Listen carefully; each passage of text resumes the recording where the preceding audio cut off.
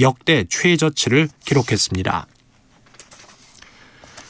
2022 카타르 월드컵 한국 대표팀 첫 경기를 앞두고 광화문 거리 응원 개최가 결정된 가운데 유관기관들이 안전계획을 수립하는 등 만반의 준비에 나섰습니다. 서울시와 경찰 등은 내일 광화문 광장에서 열릴 거리 응원을 앞두고 현장 운영 계획을 세우고 광화문 광장을 점검하는 등 준비를 이어가고 있습니다. 서울시와 경찰은 광화문 광장에 수용할 수 있는 인원을 최대 11,000여 명 정도로 파악하고 광장을 구획별로 나눠 인파가 몰리는 것을 방지할 예정이라고 밝혔습니다. 전국 대부분 지역이 맑은 날씨를 회복한 가운데 동해안에는 밤까지 곳곳에 비가 내리겠습니다. 예상 강수량은 강원 영동과 울릉도 독도에서 5에서 20mm 정도입니다. KBS 1라디오 5시 뉴스를 마칩니다. 지금까지 아나운서 이재홍이었습니다. KBS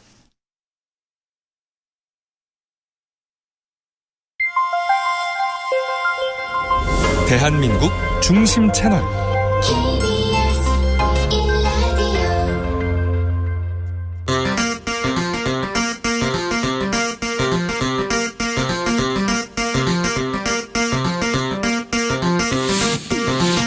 주진우 라이브.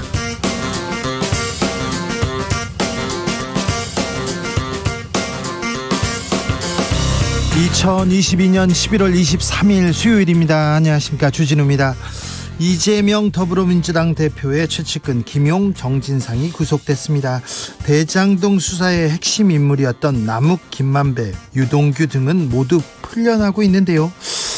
검찰은 이제 이재명 대표 조사 필요하다는 입장입니다. 민주당을 겨눈 사법 리스크, 과연 민주당은 벗어날 수 있을까요? 양분남 법률위원장에게 들어봅니다. 여야가 내일부터 45일간 이태원 참사 국정조사에 합의했습니다. 예산안 처리 직후에 본격적으로 개시하기로 했는데요. 당연히 해야 할 일입니다. 그런데 정치권은 참 어렵게 일하는 경향이 있습니다. 이재명 리스크 얘기가 나오면서 이낙연 등판론도 제기되고 있는데요.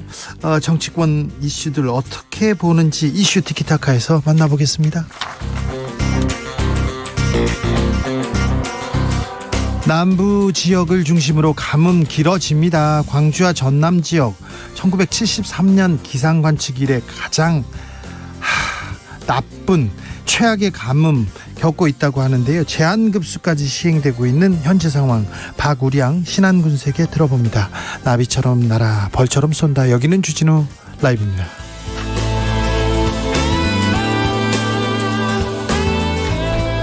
오늘도 자중자애, 겸손하고 진정성 있게 여러분과 함께 하겠습니다.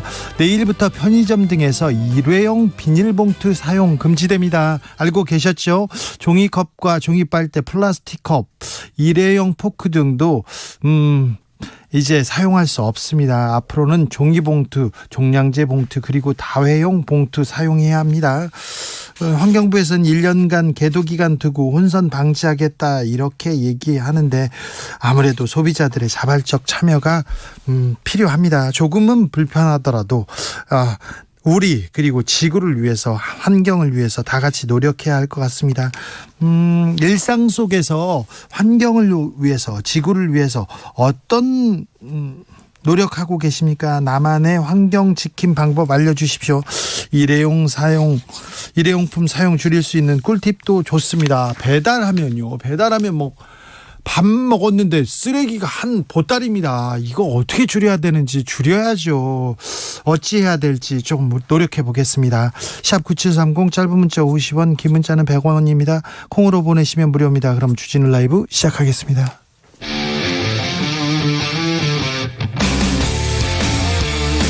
탐사보도 외길 인생 20년. 주 기자가 제일 싫어하는 것은?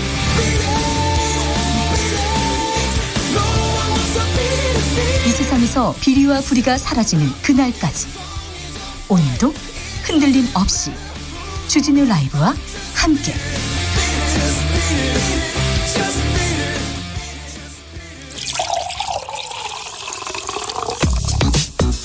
진짜 중요한 뉴스만 쭉 뽑아냈습니다. 주스.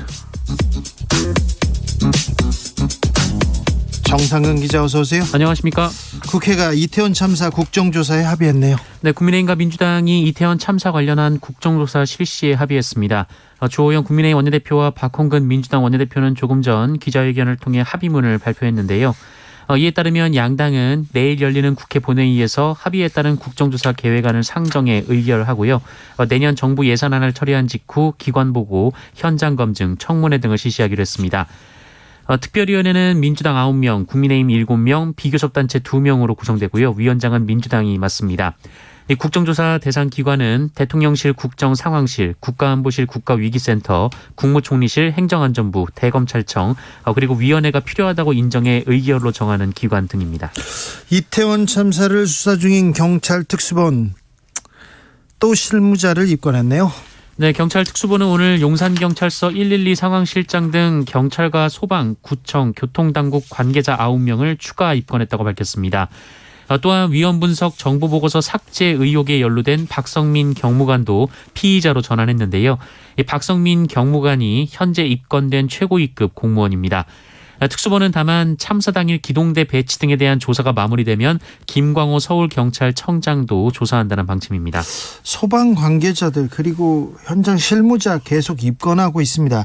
그런데요, 이상민 장관 수사는 어떻게 돼가고 있습니까? 네, 이상민 행정안전부 장관 수사는 피의자로 입건되긴 했습니다만 수사가 진행되진 않고 있는데요. 예. 관련돼서 이상민 장관을 고발한 공무원 노총 소방청 지부 측이 오늘 고발인 자격으로 경찰에 출석을 했습니다. 이 자리에서 기자회견을 열고 이상민 장관의 집무실에 대한 압수수색을 촉구했습니다. 소방노조는 지난 14일 고발 이후 이상민 장관이 피의자로 전환됐지만 장관 집무실 압수수색은 이뤄지지 않았다라고 비판했습니다. 소방노조는 이상민 장관은 사전재난 안전관리에 대한 총체적 책임이 있다면서 특수본이 이태원 참사의 진실을 밝힐 의지가 있는가라고 주장했습니다. 윤석열 대통령 후원자가 대통령 경호실과 수의계약을 맺었다고요? 네, 지난 대선 당시 윤석열 대통령에게 고액의 후원금을 낸 인물이 실소유한 업체가 대통령실 경호 로봇인 로봇개 사업의 수의 계약을 따냈다고 한겨레가 오늘 보도했습니다. 로봇개요?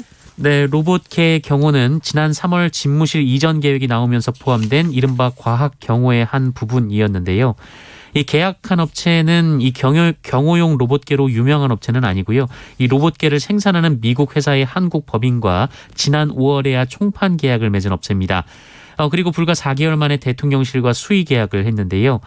이 계약은 한 달에 600만 원씩 3개월, 1,800만 원 계약이어서 2천만 원 이하 수의 계약 가능 대상에는 포함됩니다. 대통령실에서 뭐라고 합니까? 네, 대통령실은 사실과 다르다며 한겨레 보도에 유감을 표명했습니다. 이 대통령실은 로봇개를 상용화한 두 업체를 대상으로 성능 평가를 거쳤고 외부 전문가가 포함된 성능 시험 검증단의 검증도 거쳤다라고 했고요. 서모 씨가 얼마의 후원금을 냈고 취임식에 초청됐는지 여부도 경호처는 전혀 몰랐다라면서 계약 과정에 어떤 영향도 없었다라고 밝혔습니다. 로봇개가 경호를 한다고요? 아직 거기까지 기술이 지금 미치지 않았는데 어떻게 진행될지 저희가 좀 자세히 살펴보도록 하겠습니다. 윤석열 대통령 여당 지도부와 만찬을 하기로 했다고요? 네, 윤석열 대통령이 모레 이 국민의힘 지도부와 만찬 회동을 합니다. 여기서 최근 해외 순방 성과를 공유하고 연말 예산 정국에 대한 논의를 한다고 하는데요. 아니 그런데 보통 대통령이 야당 지도자 이렇게 같이 만나는데 이번에도 배제됐습니까? 네, 지금 예산 처리와 경제 위기 등을 앞두고 여야 경색 국면이 길어질 것으로 보입니다. 윤석열 대통령은 취임 초 여야 지도부와 함께 돼지갈비에 김치찌개 회동을 하자 이렇게 제안을 했었는데요. 취임 후 한 번도 민주당 지도부와 자리를 만들지 않았습니다. 네, 기자들하고도 김치찌개 같이 먹자고 했는데 그 부분도 안 되고 있다고 합니다. 감사원에서 법과 원칙에 맞게 이렇게 감사에 나서야지요. 네. 그런데 이번에도 문재인 정부 정책에 대한 감사를 벌인다고요? 네, 감사원이 전임 문재인 정부에서 시작된 어촌 육성 사업, 어촌 뉴딜 300의 추진 실태에 대한 감사에 착수했습니다. 감사원은 지난 21일부터 해당 사업과 관련해 해양수산부에 대한 실지 감사에 들어갔고요. 다음 달 9일까지 감사를 진행할 예정입니다. 그런데 절차적 정당성이란 것도 중요합니다. 공정하다. 이게 원칙에 맞다 이런 것도 중요한데 네. 너무 한쪽만 하는 거 아니냐 이런 얘기가 계속 지적되고 있다는 것도 감사원에서 잘 알고 계시겠죠. 네, 잘 알고 있겠죠. 윤석열 대통령이 일론 머스크 테슬라 CEO와 통화했네요. 네, 윤석열 대통령은 오늘 테슬라와 스페이스X의 최고 경영자인 일론 머스크와 화상 통화를 했다고 대통령실이 밝혔습니다. 원래 지난주 G20 정상회의에서 만나기로 했었는데 이 머스크의 현지 방문이 취소되면서 화상 면담으로 대체가 됐습니다. 윤석열 대통령은 이 통화에서 이 머스크에게 한국이 보유한 세계적 수준의 자동차 산업 생태계 등을 설명하며 한국에 투자해달라라고 요청했다고 하고요. 그랬더니 뭐라고 합니까? 머스크는 이 한국을 최우선 투자 후보지 중 하나로 고려하고 있다 이렇게 화답했다고 합니다. 네, 공공운수 노조가 파업에 돌입했습니다. 네, 민주노총 공공운수노조가 오늘 파업에 돌입했습니다. 이 파업 참여 노조는 국민건강보험 고객센터 지부와 의료연대본부 서울대병원 분회입니다. 국민건강보험 고객센터는 그 노동자들의 해고 없는 정규직 전환을 요구하고 있고요. 서울대병원 분회는 인력 부족 문제 해결을 요구하고 있습니다. 원래 용인 경전철 지부도 오늘 파업에 돌입할 예정이었는데요. 임금 교섭이 잠정 합의되면서 파업을 철회한 것으로 알려졌고요. 인천 공항 지역 지부는 노사 교섭 상황에 따라 28일 전면 파업에 돌입할 가능성이 있습니다. 어제 건설 노동자들이 여의도에서 하루 종일 집회를 하더라고요. 근데 노동계 파업이 앞으로 계속 이어질 예정이라고요? 네, 민주노총은 어제 기자회견에서 윤석열 정부의 노동계약 저지, 이른바 노란봉투법 입법 등을 주장하며 이 총파업, 총력전을 선포한 바 있습니다. 오늘 파업에 돌입한 공공운수노조를 시작으로 내일은 화물연대, 모레는 공공부문 비정규직 노조와 학교 비정규직 노조, 30일에는 서울교통공사 노조, 다음 달 2일에는 전국 철도노조 파업이 예고돼 있습니다. 노동계 동투라고 하죠. 겨울에 이렇게 투쟁 이게 심상치 않습니다. 계속해서 이렇게 파업이 잇따르고 있는데 정부에서 이 부분 조금 노동자들하고 얘기를 해서 주장하는 바가 뭔지, 어떤 주장을 하고 있고 어떻게 풀어야 되는지 여기에 대해서도 조금 노력을 기울여야 됩니다. 조금이 아니라 아주 중요한 내용입니다. 계속 이렇게 파업 얘기가 들립니다. 네. 스산한데 파업 얘기만 계속 들립니다. 코로나 상황 어떻습니까? 네, 오늘 코로나19 신규 확진자 수는 7만 324명입니다. 어제와 비교하면 2,500여 명 정도 줄었고요. 지난주와 비교하면 3,700여 명이 많습니다. 위중증 환자 477명으로 어제보다 16명 늘었고요. 사망자는 53명이 나왔습니다. 네, 주스 정상근 기자와 함께했습니다. 감사합니다. 고맙습니다. 일회용품 좀 줄여야 되는데, 지구를 위해서 이렇게 꼭 줄여야 되는데 나만의 꿀팁은요, 이렇게 보내주셨습니다. 5547님, 장바구니 매일 가지고 다닙니다. 접으면 부피도 작아지고요. 네, 남편 것도 하나 사줬어요. 네, 그거 중요합니다. 남편한테 이거 꼭 필요합니다. 7542님, 음식물 쓰레기 줄이려고 가급적 채소와 과일은 껍질째 먹거나 조리하고 있습니다. 네, 그리고 과일 껍질에 또 영양소가 많이 있다죠. 1617님, 저는요 가급적 다회용 시장 바구니 쓰거든요. 비닐봉투로 물건 담아올 때는 깨끗하게 보관했다가 노상에서 야채 파는 할머니 갖다 드립니다. 훌륭하십니다. 존경합니다. 9906님, 저는 물티슈 안 쓰기 1년째입니다. 그래요? 처음에는 불편했는데요. 지금은 그동안 얼마나 불필요하게 사용했는지 느끼는 중이랍니다. 얘기합니다. 물티슈를 줄이는 방법 그거 쉽지 않은데. 네. 7542님, 좀 불편해도 배달 음식은 될 수 있으면 밀폐 용기를 가져가서 담아오고 있습니다. 아이고, 훌륭하십니다. 애국자입니다. 3123님, 예전에는 손 씻고요 종이 타월로 닦았는데 요즘은 천으로 된 예쁜 손수건 가지고 다닙니다. 손 씻고 나서 기분도 좋아지는 느낌은 덤입니다. 손수건 쓰는 사람들 멋있습니다. 훌륭합니다. 아이고. 5145님, 머리 감는데요 아내가 불을 끕니다. 왜 끄냐고 하니까 어차피 눈 감고 감는데 왜 불을 켜냐고 하네요. 이것도 환경에 도움이 되는 거겠죠. 그럼요. 환경도 도움되고 이거. 아내분이 사랑이 크시구나. 저도요 지금 주진우 라이브 청취자들한테 이렇게 하나씩 둘씩 배워서 하나씩 둘씩 다 실천하고는 있지는 못하지만 하나씩 둘씩 배워가지고요. 네. 줄이고 환경에 도움이 되는 일 하고 있습니다. 네. 근데 씻고 있는데 불 끄고 그거는 좀, 네, 알겠습니다. 네, 훌륭하십니다. 주진우 라이브.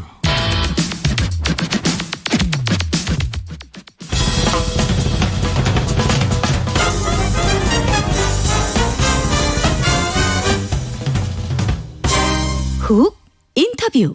모두를 위한, 모두를 향한, 모두의 궁금증 훅 인터뷰. 남부 지역, 특히 전남의 가뭄 심각하다고 합니다. 최악의 가뭄이라는 얘기도 있는데요. 어떤 상황인지, 어떤 대책 필요한지 박우량 신안 군수님과 이야기 나눠보겠습니다. 군수님 안녕하세요. 안녕하세요. 박우량 신안 군수입니다. 네, 군수님, 상황이 어떻습니까? 정말로 심각합니다. 심각해. 왜냐하면 특히 저희 지역처럼 이제 섬으로만 다 형성돼 있어서 예. 평소에도 물이 부족했는데 30년 이래 최악의 지금 가뭄이어서 정말로 지금 어렵고 힘듭니다. 네, 얼마나 부족한가요? 사용할 물이 많이 부족합니까? 우선은 농사용 물은 제쳐놓고 네. 생활용수 지금 종전보다 지금 이제 섬 지역이라 하더라도 지금 수세식 화장실 안 쓰는 사람이 없고 세탁기 안 쓰는 사람이 없고 또 주방세제 안 쓰는 사람이 없어서 물 소비량이 옛날보다는 이렇게 늘었는데 네. 현재 지금 30년 만에 지금 거의 작년 수준의 절반밖에 비가 안 와서 지금 생활용수 부분에서까지도 지금 물이 부족해서 네. 지금 이제 몇 개 섬은 목포에서 차량으로 하루에 300톤씩 지금 물을 실어 날리고 있습니다, 지금. 300톤씩이요? 예, 그래요. 참. 이거 좀 걱정이 클 것 같은데요. 이게, 그럼 농민들은 어떻게 합니까? 지금 이제 준비를 해야 될 텐데. 지금 농민들이 지금 이제 특히 여기는 남부 지역에서 겨울에도 농사를 많이 짓습니다. 네. 마늘, 양파, 대파, 시금치 등 많이 겨울철에도 물을 많이 사용하게 되는데 우리 지역 주민들한테 그렇게 이야기합니다. 농사는 그다음 문제다. 우선 사람이 먹고 살아야 할 물이 중요하니 네. 농사용 물은 못 쓰게 지금 하고 심지어는 농사용 물로 상수물을 쓰다 걸리면 그 마을 전체 일주일 동안 제한급수를 하고 있습니다. 그 정도 심각합니까? 이틀 하면 2번 걸리면 3일. 3번 걸리면 일주일치 그 마을 전체 물을 안 줘버립니다, 지금. 아니, 근데 물을 필요해서 그렇게 쓰는데 그 정도 제한할 정도로 이렇게 심각합니까? 현재 지금 절대적으로 물이, 왜냐하면 화장실이 수세식으로 쓰고 있기 때문에 네. 물을 이렇게 제한급수를 해버리면 엄청나게 불편이 야기되고 별도로 밖에다 화장실을 또 만들어야 되거나 물을 조수조를 만들어야 되기 때문에 네. 물을 아껴 쓰지 않으면 지금 제가 보기에는 지금 한 6월까지도 비가 충분히 오지 않을 걸 예상을 하고 대응을 해야 되지 않나 이렇게 저희들이 생각을 그렇죠. 하고 있습니다. 겨울에는 뭐 강우량이 별로 많지 않으니까요. 그렇습니다. 근데 군 자체적으로 물 부족 해결을 하기 위해서는 좀 이거는 좀 한계가 있을 것 같아요. 정부나 다른 데서 좀 도와줘야 될 것 같은데요. 저희들이 이제 수차 이야기를 했는데요. 예. 이게 지금 이제 중부 이북 지방은 금년에 비가 많이 오고 예. 또 영남 쪽으로도 비가 많이 와서 네. 이 전남북 이쪽이 특별하게 이렇게 광주랑 이렇게 비가 안 오다 보니까 정부에서 그 전부터 건의를 수차 했는데 최근에서야 이제 좀 심각성을 알고 네. 좀 협조한 것 같은데 저희들이 지금 정부에다가 우선 농업용수는 두 번째 치고 우선은 생활용수 부분에 대해서 조금 도와달라고 지금 요청을 해서 네. 최근에 지금 정부도 조금 그 부분에 대해서 특별 예산을 지금 내려주고 있어서 예. 지금 지금 조금은 하고 있는데 지금 이것 갖고는 지금 원발에 네. 오줌 누는 식 정도밖에 안 될 것 같아요. 알겠습니다. 신안군 자은도 겨울 대파 주산지인데 대파 농사 어떻게 해요? 이렇게 걱정하는 분도 있습니다. 이게 대파에는 아예 물을 주지는 지금 대파가 물이 한참 줘야 예. 지금 쑥쑥 자라서 겨울 출하를 앞두고 있는데 네. 지금 이제 그분들이 지하수를 파서 해달라고 지금 신청 들어온 것만도 한 700곳입니다. 그래요. 700곳이 이제 겨울 농사 대파만 그런 것이 아니라 시금치, 양파, 마늘 그 겨울에 내내 여기 남부지방 따뜻해서 이제 밭농사를 많이 하게 되는데 네. 다 지하수를 파가지고 농업수를 쓰겠습니다 하고 군에다가 지원 요청을 했는데 우선 농업용수는 우선 수도비다. 이 물을 지하수를 이제 뽑아가지고 생활용수를 쓰기 위해서 이거 낚여야 된다. 그렇게 지금 농민들한테 지금 사실은 울면서 지금 호소하고 있는 그런 실정입니다. 이상민 행안부 장관이 오늘 완도 완도에 방문했다고 하던데요. 정부에서 좀 지원 얘기 나오는 거 있습니까? 현재 지금 행안부에서 예. 이제 예산을 10억 정도 줬습니다. 네. 그런데 그거 갖고는 지금 면적이 엄청난데, 네. 그리고 지금 가뭄이 장기간 계속 되어버리니까 지금 어떻게 대책이 없어서 종합적인 조금, 그러니까 바다가 옆에 있으니까 담수화를 할 수 있도록 조금 그런 것은 예산이 좀 많이 들더라도 항구적인 대책으로 예. 좀 그런 것도 지금 저희들이 건의해 놓고 있어서 네. 이번에 장관님이 현장을 돌아봤기 때문에 그런 실상을 안고 좀 더 대책을 좀 더 지원하지 않을까 그러고 저희들이 기대는 하고 있습니다.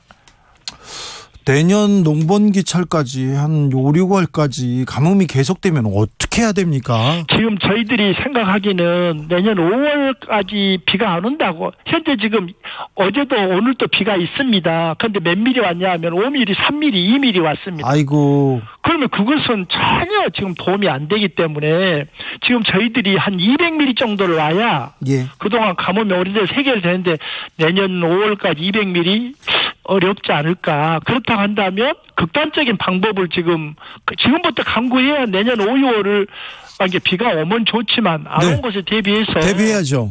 지금부터 여기 섬 지역은 바닷물이 많이 있으니까 네. 요새는 그런 담수화 시설도 많이 발전이 됐기 때문에 네. 그런 시설들을 좀 해서 우선 조금 쓰면은 우선 생활용수라도 좀 마련할 수 있을 것 같은데 현재 지금 정부에서 내년 5월까지 비가 안 온 것을 하고 가정을 하고 계획을 세워야 그래도 지금 이 대응이 되지 그동안에 비가 오지 않을까 이렇게 생각하면 좀 큰일 날 것 같아요. 알겠습니다. 네. 규제라도 지내야 되나요? 마음이 탁 들어갑니다. 우리 관내에 있는 우리 종교단체 그 목사님이나 스님이나 신부님들한테 네. 지금 철야 기도도 부탁해놓고 네. 기도 좀 해달라고 지금 부탁해놓고 있는 그런 상황입니다. 알겠습니다. 아이고 군수님이 조금이라도 도움이 될 것 같으면 다 하고 계시군요. 네, 그렇습니다. 네. 담수하자고 여기 이 부분에 대해서는 계속 건의를 하셨을 것 같은데 좀 응답이 없습니까? 정부에서는 좀 비가 오지 않을까. 또 아까도 말씀대로 비가 다른 지역은 많이 아우러나서 네. 거기 전남북 지역만 그렇게 비가 안 와서 네. 그렇게까지 심각하겠느냐라고 생각하신 것 같더라고요. 아니 그 전남 지역이 특별히 심각하니까 거기만 도와주면 될 거 아닙니까 이거는. 그러니까 정부에서도 그러면 좀 쉽게 해결할 수 있는 문제인데 네. 그래서 지금 특히 이제 저희 섬들이 지금 작은 섬이 62개나 있는데요. 네. 거의 한 절반 정도가 지금 이제 바닷물을 담수화해서 먹기는 먹고 있는데 그 물이 좀 짭짤합니다. 네. 그래서 그 생활용수를 먹는 물을 못 먹고 설거지 네. 그런 물로 지금 쓰고는 있는데 그 시설을 좀 고도화시키면 그렇죠. 조금 더 조금 염분을 좀 더 뺄 수 있으면 네. 돈을 좀 투자하면 곧바로 좀 생활용수로도 쓸 수 있을 것 같은데 네. 그런 부분에 대해서 정부에서 강력히 건의를 해놔서 네. 지금 좀 지원을 기다리고 있습니다. 그런 부분에다는 투자해야죠. 그런 부분에 돈을 써야죠. 세금 그런 데다 쓰라고 지금 세금 걷는 거 아닙니까? 주진우 라이브에서 강력하게 좀 정부에 대고 이야기 좀 해주십시오. 알겠습니다. 저희가 또 외치겠습니다. 0103님께서 잘 몰랐는데요. 남부지방 가뭄 정말 심하군요. 서울에 사는 사람들 잘 모르니까 방송을 많이 해서 물을 좀 아껴 쓰는 분위기 만들어야겠습니다. 얘기하는데 까망님 저희들이 빨래도 모아서 하라고 그렇게 이야기하고 있고요. 네. 설거지도 모아서 해라. 또 화장실 변기에는 벽돌을 하나씩 다 넣어라. 네. 그리고 또 아까 그 양치직도 컵에 받으세라 구체적으로 물 전략 방법을 해가지고 네. 한 15% 내지 한 20% 물 전략을 지금 하고는 있습니다. 아껴 쓰고 있으니 예, 그런데 이거는 근본적인 대책이 아니니. 그렇습니다. 네. 6118님께서 물을 물 쓰듯 하면 안 되고요. 물을 돈 쓰듯 해야겠습니다. 걱정됩니다. 이렇게 얘기하는데. 네. 저희들이 그렇게 지금 준비하고 있습니다. 예. 돈도 물 쓰듯 하는 사람들이 많아요. 군수님 마지막으로 이 정부한테 하고 싶은 말 있으면 해주십시오. 그러면 정부에서 지금 이번에 이제 오늘 또 행안부 장관이 저 완도를 돌아보신다 그래서 네. 또 저번에 환경부 장관이 광주 동복댐을 돌아보고 나서 그 심각성을 충분히 알고 있는 것 같습니다. 그래서 이번에 내년 한 5, 6월까지 비가 안 오면 어떻게 할 거냐. 네. 그렇게 장기적인 대책을 갖고 해야지 그냥 단기적으로 돈 얼마 10억이나 20억 주고 그런 거 갖고 너희들이 알아서 해. 이렇게 할 것이 아니라 6월까지 비가 안 오게 되면 어떻게 할래? 누구들이 계획서를 다 내놔봐. 네. 그러면 그 계획에 맞춰서 정부가 조금 전향적으로 좀 적극적으로 도와주시면 네. 좀 저희들이 좀 도움이 되지 않을까 이렇게 생각하고 있습니다. 알겠습니다. 너희들 어떻게 할 건지 잘 물어보겠습니다. 잘 물어보겠습니다. 군수님. 네, 네, 잘 알아들었어요. 이해 잘 됐습니다. 감사합니다. 네, 박우량 신한 군수님이었습니다. 교통정보센터 다녀올게요. 정현정 씨. 네, 흐렸던 어제와 달리 오늘은 비구름이 물러나면서 다시 맑은 하늘이 드러났습니다. 다만 동해안을 따라서만 비가 이어지고 있는데요. 밤까지 최고 20mm의 비가 더 내리겠습니다. 이 지역에 계신 분들은 우산 꼭 챙기시고요. 현재 퇴근길 도로 상황입니다. 먼저 경부고속도로 서울 방향으로 입장휴게소 부근에서는 승용차가 고장나서 처리하고 있습니다. 입장휴게소에서 안성까지 6km 구간 정체고요. 반대 부산 쪽으로는 한남에서 서초까지 수도권 구간인 만큼 현재 많이 밀리고 있습니다. 서해안고속도로 상황도 역시 서울로 들어오는 차들이 많은데요. 서평택 분기점에서 화성휴게소까지는 11km 구간 정체입니다. 한편 영동고속도로 상황입니다. 인천 방향으로 동수원 부근에서 북수원까지 밀리고 있고요. 군자분기점에서 월곶분기점까지는 4km가량 정체입니다. 서창분기점에서 영동선 시점까지 짧은 정체 보입니다. 퇴근길에 사고 나지 않도록 앞차와의 안전거리 꼭 유지하시기 바랍니다. KBS 교통정보센터에서 정현정이었습니다.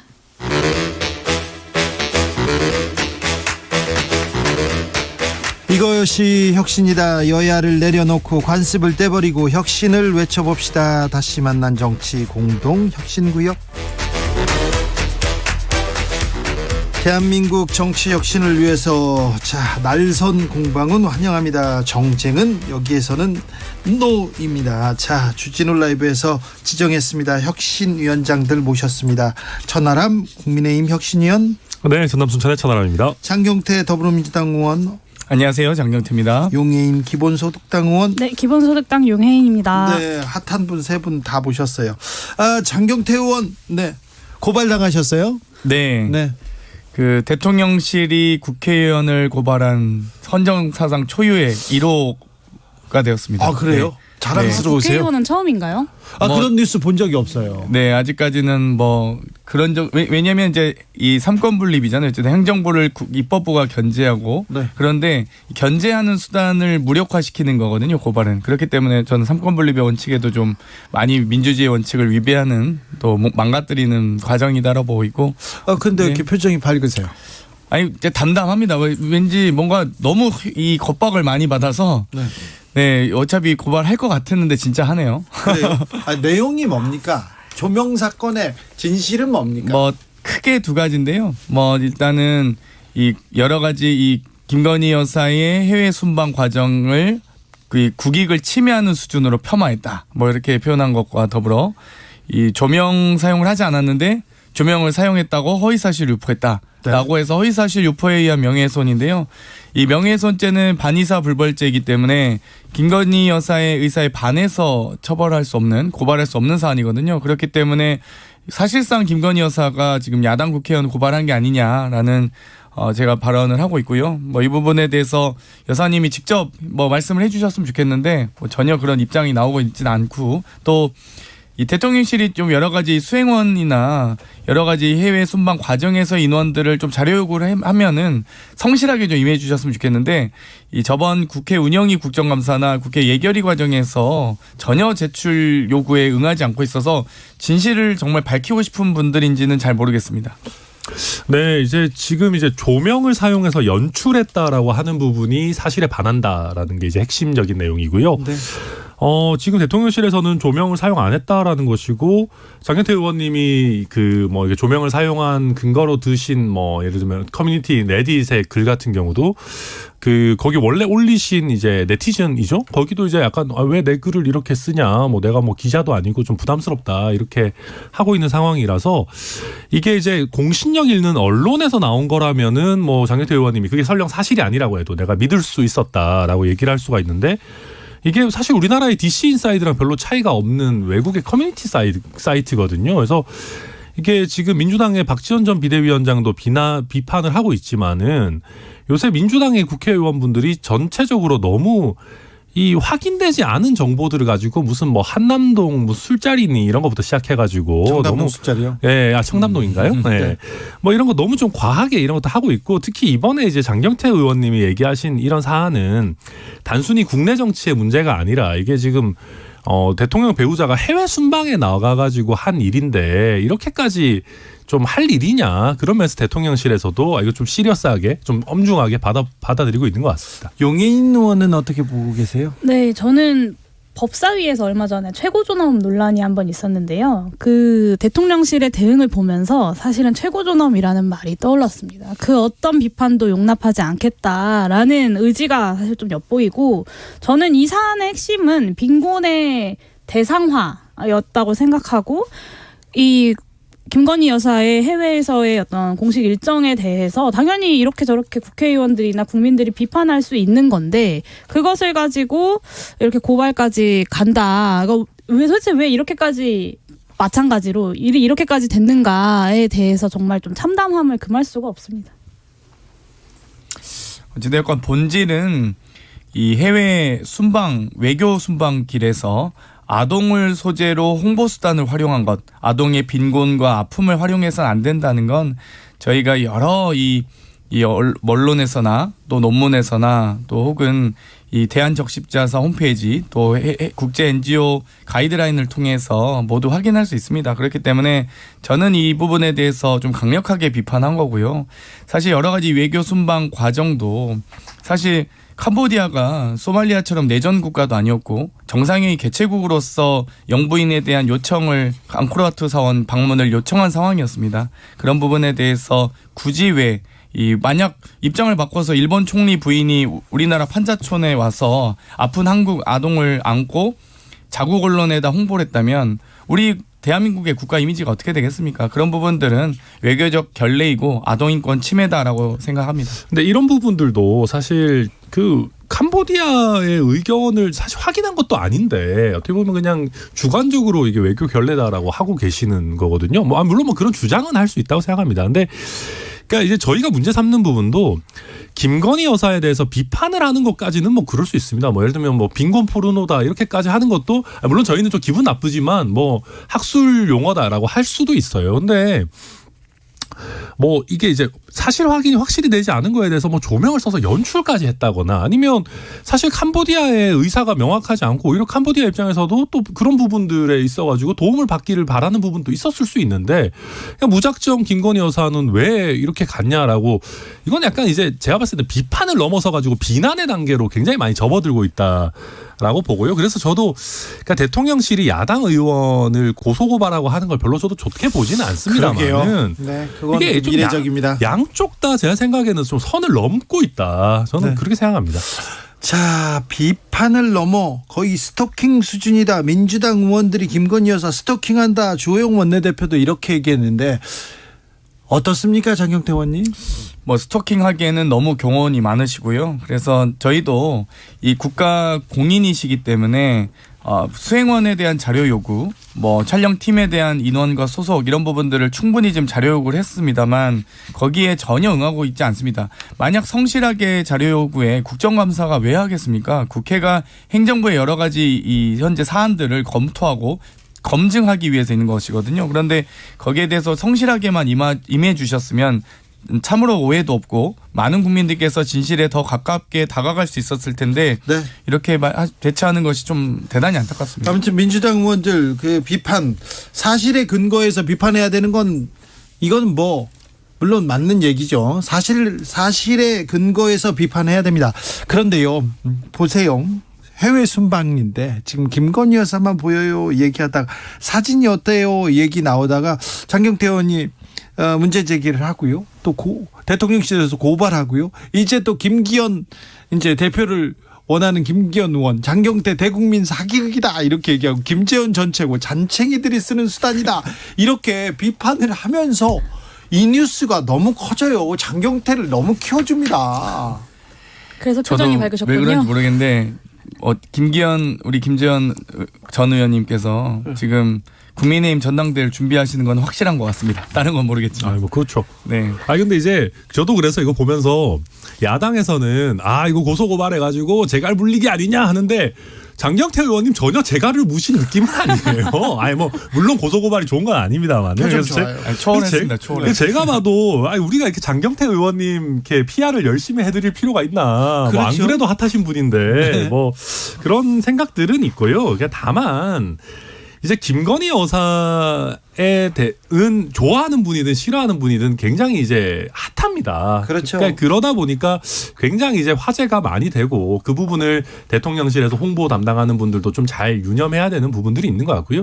다만 아까 말씀드렸듯이 저희 진영에서 보기에는 김건희 여사에 대한 또 민주당의 태도가 이게 그냥 비판이나 검증이나 뭐 이게 어떤 공인에 대한 어떤 감시 이런 걸 넘어가지고 비난과 증오, 그러니까 심지어는 약간의 어떻게 보면 뭐 정치적 장사 이런 것까지로 넘어가고 있는 거 아니냐 그런 우려가 있습니다. 저는 조금만 말씀드리면 사실 이제 크게 이제 이런 논란이 벌어졌던 게 예를 들면 예전에 바이든 발음이 맞느냐 안 맞느냐 했던 거 그건 윤석열 대통령께서 하신 거죠. 그다음 이 청담동 술집 이 부분도 윤석열 대통령께서 하신 거죠. 사실 김건희 여사에 대한 이 논쟁이 있었던 건 그것도 외교 순방에 대한 평가가 내려진 건 이번이 처음입니다. 사실상 그 전에는 이렇게 논란이 격화되지 않았는데 그냥 뭐 반성할 건 반성하고 뭐 그렇게 봤다면 유감이다 하고 넘어갈 수 있는 것들을 대통령실이 계속 증폭시키면서 저는 왜 이렇게 대응하지라는 갸우뚱하게 만들더라고요. 그래서 이번에 어찌됐건 스토킹이라고 하기엔 처음 있는 일이다. 어찌됐건 김건희 여사에 대한 논란은 그 전에도 물론 있었지만 그렇지 않죠. 엄청 많은 얘기들이 1927님께서 지금 김건희 여사 사진 논란 이게 다른 국가적인 일에 비해서 그렇게 중요한 일입니까? 너무 쓸데없는 부분에 에너지 소비하는 것 아닌가요? 살기 힘든데 나라 살리는 문제 토론 언제쯤 들을 수 있을까요? 우프네요 얘기하는데 국민들 중에 이렇게 생각하는 사람들이 많습니다. 그래서 정부 여당 특별히 정부 여당에서 MBC 문제 그리고 김건희 여사 문제에 대해서는 빨리 조금 화제를 전환할 필요가 있어요. 그래야 뭘. 네, 근데 이제 그나마 오늘 좀 그래도 이제 정치가 오랜만에 작동을 한 게 또 국정조사에 대한 여야 합의도 이루어지고 또 예산안 통과 이후에 이제 본격적으로 국정조사를 하기로 했기 때문에 결국 예산안 뭐 논의가 좀 본격화되지 않을까. 그러다 보면 이런 정쟁적인 이슈들은 조금 그래도 물 밑으로 내려갈 수 있지 않을까 좀 기대하고 있습니다. 예산안 처리하고 나서 국정감사 본격적으로 시작하겠다. 이태원 참사 국정감사 극적으로 타결됐습니다. 여기에 대해서는 또 용해인 의원 할 말이 많습니다. 네, 일단 오늘 그래도 여야가 합의를 하게 된 것에 대해서 참 다행스럽다는 생각이 들고요. 물론 이제 예산안 처리를 전제로 마치 이태원 참사에 대한 진상조사가 어떤 협상의 대상인 것처럼 굴었던 이 여당에 대해서는 굉장히 유감이 많지만 그럼에도 불구하고 이제 본격적으로 국정조사를 통해서 이 이태원 참사의 진상을 밝혀나갈 어떤 출발점에 섰다라는 측면에서 굉장히 좀 그나마 좀 다행스러운 일이다라고 보고 있습니다. 그렇죠. 저희 좀 봐주세요. 저희 예산 가지고 해가지고 뭐 협상력이 전혀 없으니까. 협상력 이게 뭐 그렇다고 이전에 해서 제가 봤을 땐 이걸 저희가 뭐 도구로 쓴다 이런 것보다도 그리고 오랜만에 어찌 보면 저희 당 내에서 그래도 좀 중도 온건 뭐 하다고 할 수 있는 조영 원내대표가 저희 의원들께도 좀 잘 설득해가지고 또 좀 그나마 잘 되지 않았나. 저는 뭐 좋게 생각합니다. 일단 예산안 처리 이후에 국정조사한 건 저는 조금 아쉽습니다. 국민의힘의 이 제안이었고요. 저는 예산안과 관계없이 이태원 참사를 바라보는 많은 국민들의 이 애도와 슬픔을 발빠르게 정치권이 응답했어야 된다고 생각하기 때문에 시기를 가지고 이렇게 조율질하는 건 적절치 않았다라고 보고요. 또 두 번째는 예산도 국회의 권한은 예산 심의 권한이지 예산 편성 권한이 아닙니다. 그래서 마음에 안 드는 예산을 깎을 수는 있어도 좋은 예산을 더 드릴 수는 없거든요. 그렇기 때문에 모두가 다 기재부의 권한으로 있어서 집권 여당과 정부의 권한이 막강하다. 예산도 뭐 다수당이라고 해서 할 수 있는 건 뭐 깎은 것밖에 없으니까요. 어찌되었건 이런 부분들도 부디 좀 더 지혜롭게 예산안이 타결되길 기대하고 있습니다. 그래도 정치권에서 국정조사에 합의하면서 이태원 참사 진상 규명하겠다, 뭐가 잘못됐는지 좀 바로잡을 거 있는지 찾아보겠다, 이렇게 얘기하는 것 좀 다행이다, 이런 생각합니다. 네, 국민이 정치를 너무 걱정하고 있습니다. 그런데 이번에 국정조사 대상기관에 대통령실 국정상황실은 들어갔습니다. 국가안보실 위기관리센터도 들어갔습니다. 국무총리실 행정안전부도 포함됐는데 경호처는 제외됐어요. 네, 경호처 제외는 이제 국민의힘의 아주 주요한 요구 중에 하나였고요.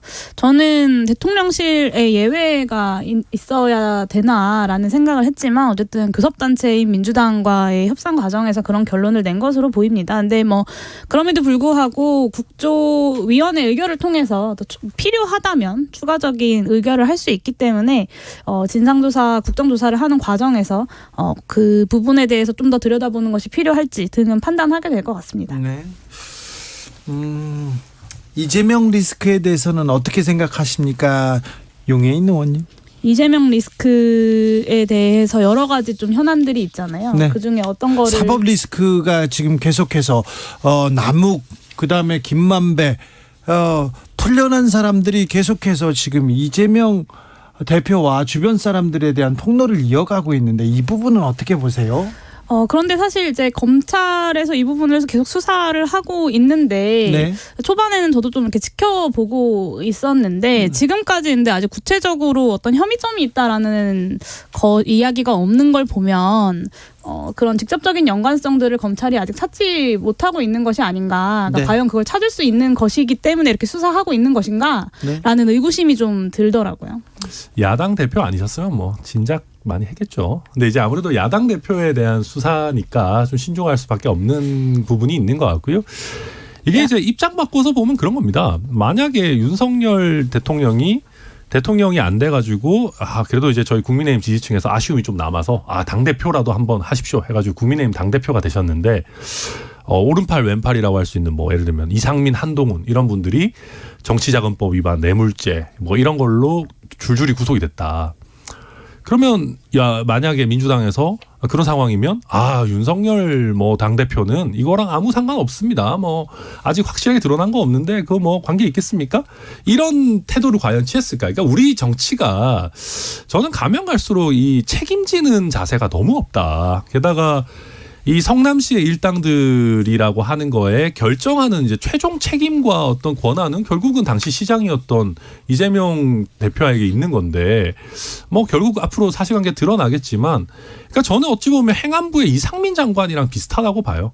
뭐 본인에 대한 어떤 정무적인 책임 이런 것도 안 지고 유감 표명도 아직 없잖아요. 뭐 물어보면은 어떻게 할 거냐 물어보면 계속 묵묵부답만 하시고 결국 우리 정치라는 게 가면 갈수록 좀 뭐랄까요, 좀 부끄러워하는 마음이 너무 약해지고 있는 거 아닌가 생각 많이 듭니다. 장영태 의원님, 증거 하나도 없이 증언만으로 그것도 1년여 가까이 검찰과 어떤 이 논의가 있었을지 모르는 이 여러 가지 이 대장동 일당들이 자연스럽게 다 풀려나고 있습니다.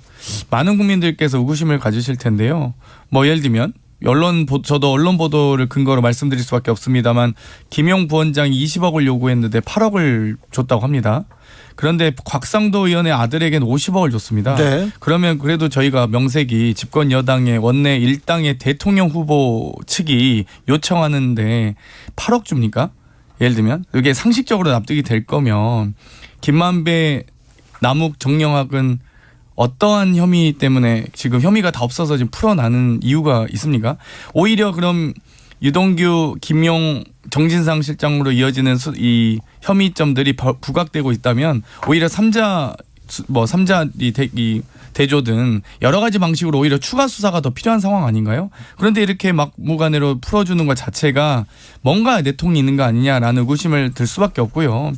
아무튼 증거 하나도 못 찾은 오직 증언밖에 없는, 그리고 심지어 돈 가방을 전달했다고 하는데 이 돈 가방을 전달한 사람이 돈 상자나 가방을, 종이 가방을 돌려받아서 오는 경우가 어디 있습니까? 그러니까 상식적으로 납득이 가지 않는 일들이 너무 많아서 이런 부분들은 이 어찌되었건 수사 정보가 많은 검찰이 쥐고 있을 테니까 네. 어찌되었건 저희도 관찰할 수밖에 없습니다. 증거 엄청 많습니다. 증거 없으면은 8시간 동안 구속적 부심해가지고 구속되고 그러지 않습니다. 장경태 의원님 하나 물어볼게요. 네. 더불어민주당 내에서 이낙연 이 목소리가 다시 나옵니까? 저는 한 번도 못 들어봤는데요. 네. 네, 갑자기 언론에서 오히려 예. 그러니까 당내에서 현역 의원들도 모르는 얘기를 언론에서 하시는 건 두 가지겠죠. 당내에서 나온 얘기가 아니거나 네. 언론에서 의도한 거거나. 민주당 내 계파 갈등 뭐 제점화 그런 현재는 건 없습니다. 왜냐하면 참 우리 윤석열 정권이 일관되게 이 현역 이 당대표와 전직 대통령에 대한 수사를 일관되게 열심히 하고 계시고요. 그에 반해서 김건희 여사와 관련된 압수수색 단 한 건도 없습니다. 소환 조사도 없고요. 240대 0. 참 이렇게 불공정한 수사의 대명사가 윤석열 정권이고, 아마 언제까지 대통령 하실지 모르겠는데 퇴임 이후에 정말 많은 국민적 저항에 직면하게 될 것이다. 이렇게 좀 우려 섞인 걱정을 좀 드리고 싶습니다. 윤 대통령이 25일에 여당 지도부와 만찬을 가진다는 소식 들립니다. 네. 어떻게 들으셨어요? 저 여당 지도부랑 소통을 뭐 많이 하시려고 하시는 것 같아요. 네. 네, 그런데 지금은 야당 지도부나 그 같이 만날 때 아닙니까? 그러니까 뭐 아무래도 사실 정의당도 이제는 당대표 선거도 끝나고 했기 때문에 저도 뭐 원내 정당들 좀 모여가지고 식사도 하고 그런 자리 있으면 좋겠다고 생각합니다. 그래서 뭐 그런 부분들도 좀 생각하고 있지 않을까 싶은데, 지금 또 예산안 처리 이런 게 또 굉장히 급박하게 돌아가고 있고 해서 뭐 당장 뭐 일정을 잡을 수 있을지는 잘 모르겠고요.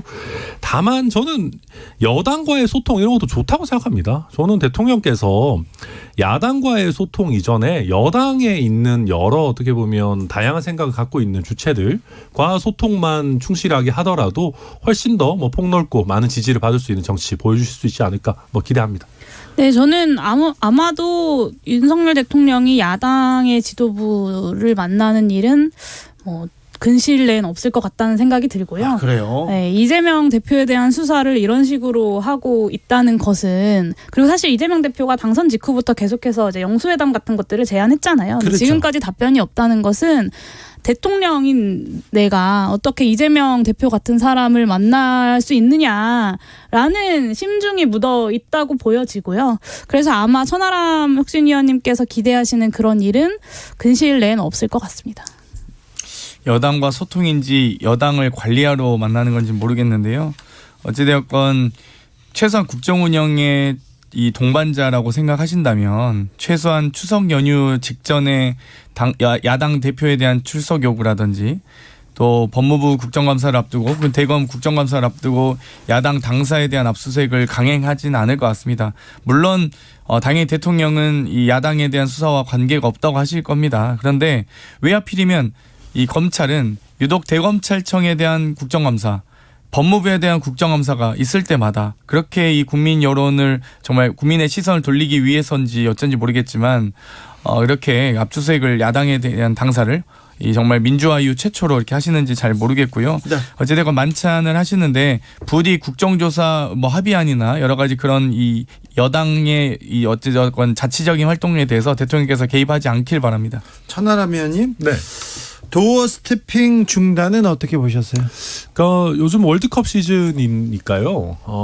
빌드업이 좀 더 있었으면 좋지 않았을까 하는 생각이 들어요. 그러니까 뭐랄까요, 좀 너무 좀 갑작스러운 느낌이랄까요, 국민들이 보셨을 때. 그러니까 그리고 이게 예를 들면 도어 스태핑을 그냥 중단한다라고 발표하기보다는 뭐 기자단, 뭐 이제 대통령실에 간사분들이랑도 좀 상의도 해서 예컨대 뭐 기자회견 형식을 좀 정례화, 뭐 예를 들면 2주에 한 번 정도 한다든지 이런 식으로 대안을 마련해 두고 했으면 좀 더 좋지 않았을까. 근데 오늘 조수진 의원도 얘기를 했더라고요. 너무 이렇게 MBC 때문에 이렇게 갑작스럽게 하는 거는 국민들께서 보시기에는 좀 대통령한테 너무 부담이 되지 않냐, 뭐 이런 얘기도 하셨던데. 네. 옹색하다 이런 얘기 나오죠. 그래서 저도 이거를 이런 식으로 너무 급작스럽게 하는 거는 좀 지나치게 감정적으로 보이는 부분이 있지 않나, 뭐 아쉽게 생각합니다.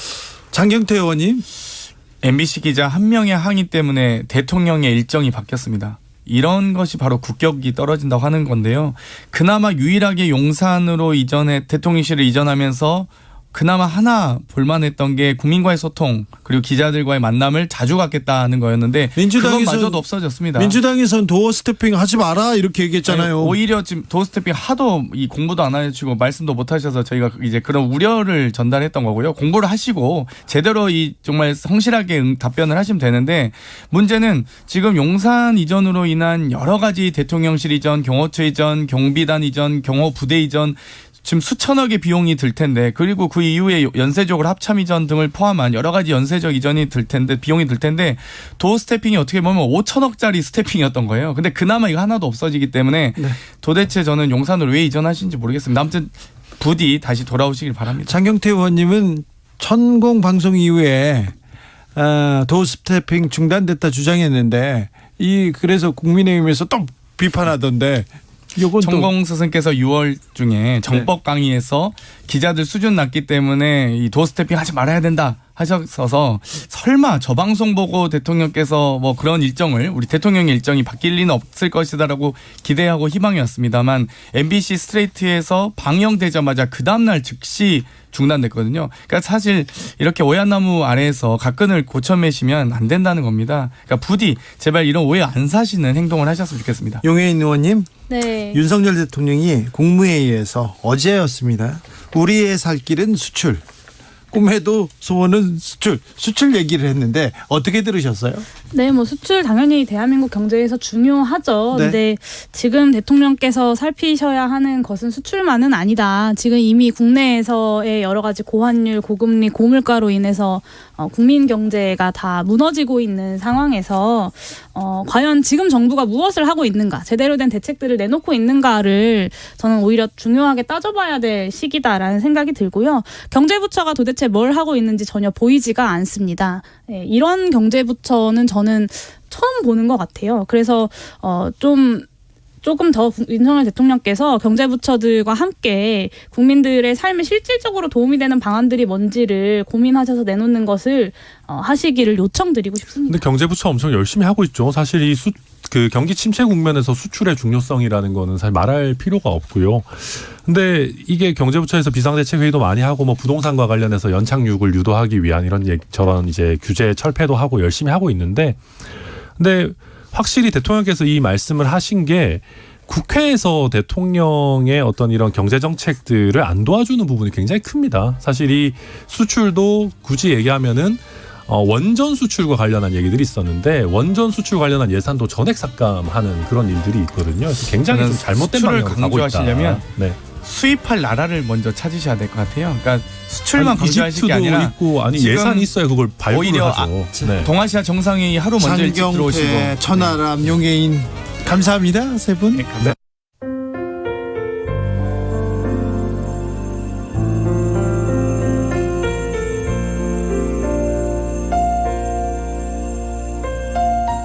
KBS 라디오 연중기획 희망충전 대한민국 509번째 이야기. 안녕하세요. 아나운서 이현주입니다.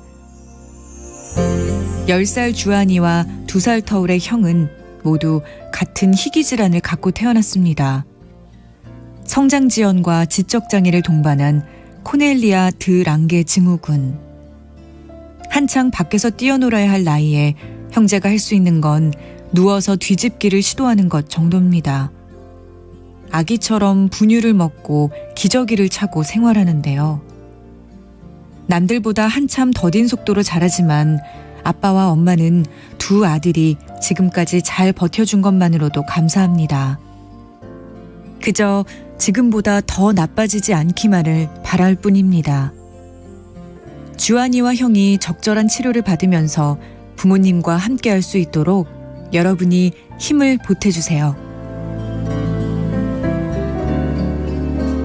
여러분의 따뜻한 손길이 희망의 빛이 됩니다.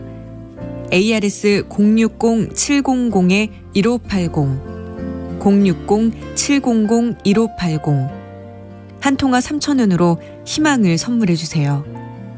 KBS 라디오 연중기획 희망충전 대한민국은 초록우산 어린이재단, 인탑스 주식회사, 그리고 청취자 여러분과 함께합니다.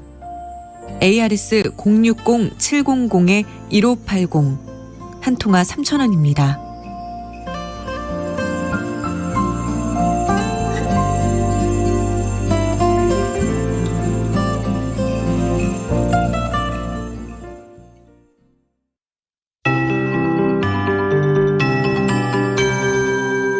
KBS 58분 날씨.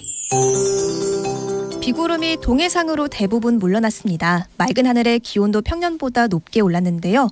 강원 동해안은 아직 구름이 많은 가운데 저녁까지 빗방울이 떨어지는 곳이 있겠습니다. 바람도 잠잠해지면서 울릉도 독도에 강풍주의보는 해제가 됐습니다.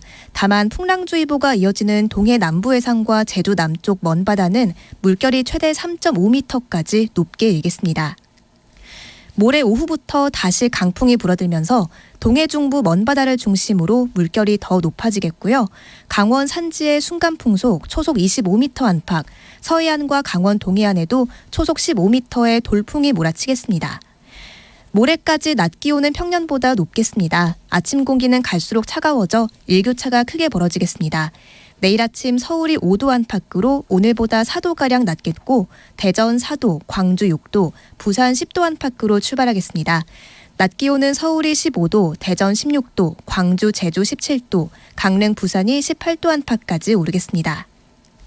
금요일 밤부터 토요일 새벽 사이 중부지방에 한때 비가 조금 오겠고요. 이후로 주말 동안 대체로 맑은 날씨를 보이겠지만 서울의 낮 기온이 8도까지 뚝 떨어지겠습니다. 다음 주 월요일은 전국에 또 한 차례 비 소식이 들어 있습니다.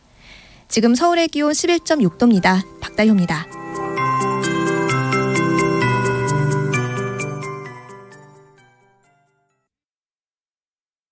정성을 다하는 국민의 방송 KBS가 6시를 알려드립니다. AM 711kHz, FM 97.3MHz, KBS 1라디오입니다. HLKA.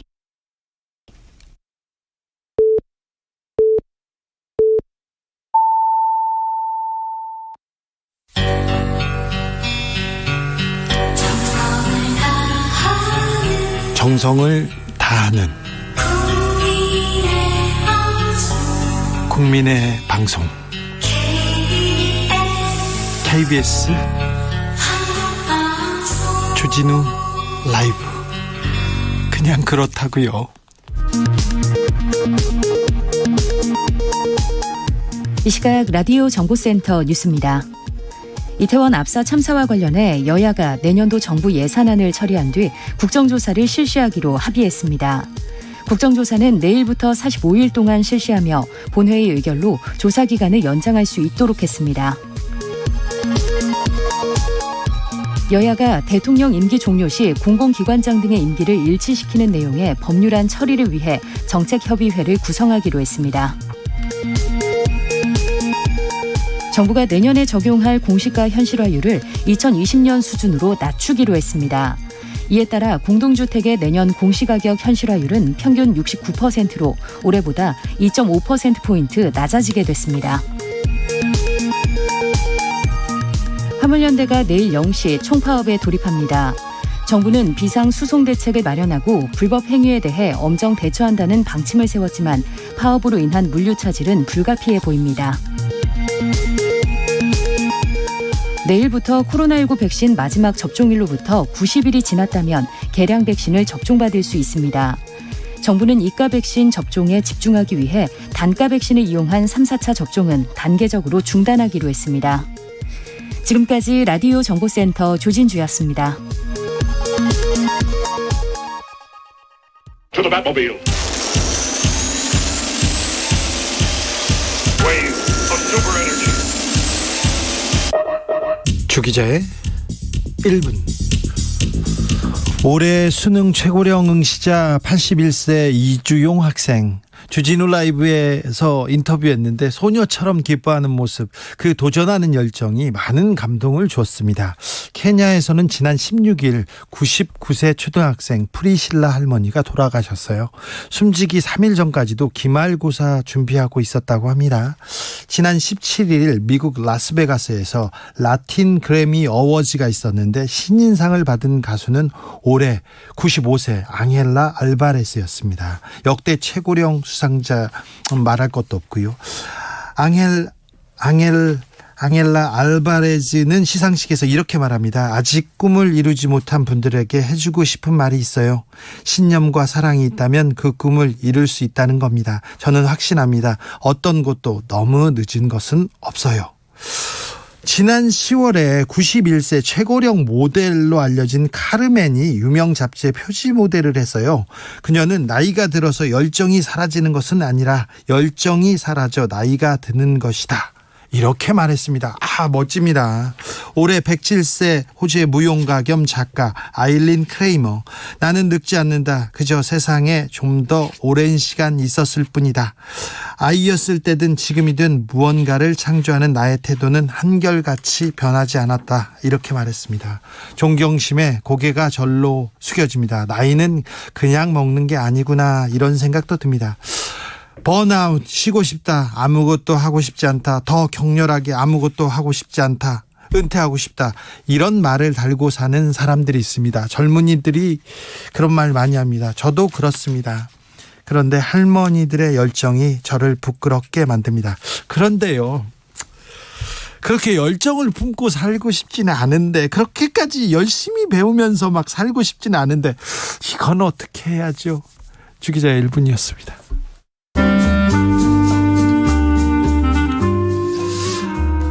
앙헬라 알바레즈의 나의 사랑하는 할머니 미 그란 아모르 듣고 오겠습니다.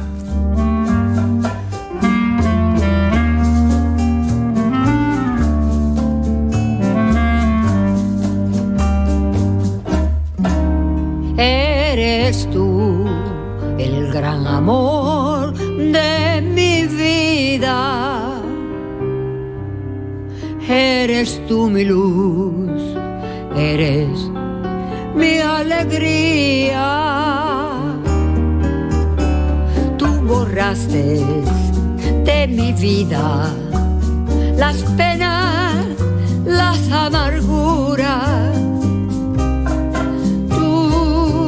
Tú le diste a mi alma una dulce ternura. Con tu amor yo sentí que todo en mí renacía.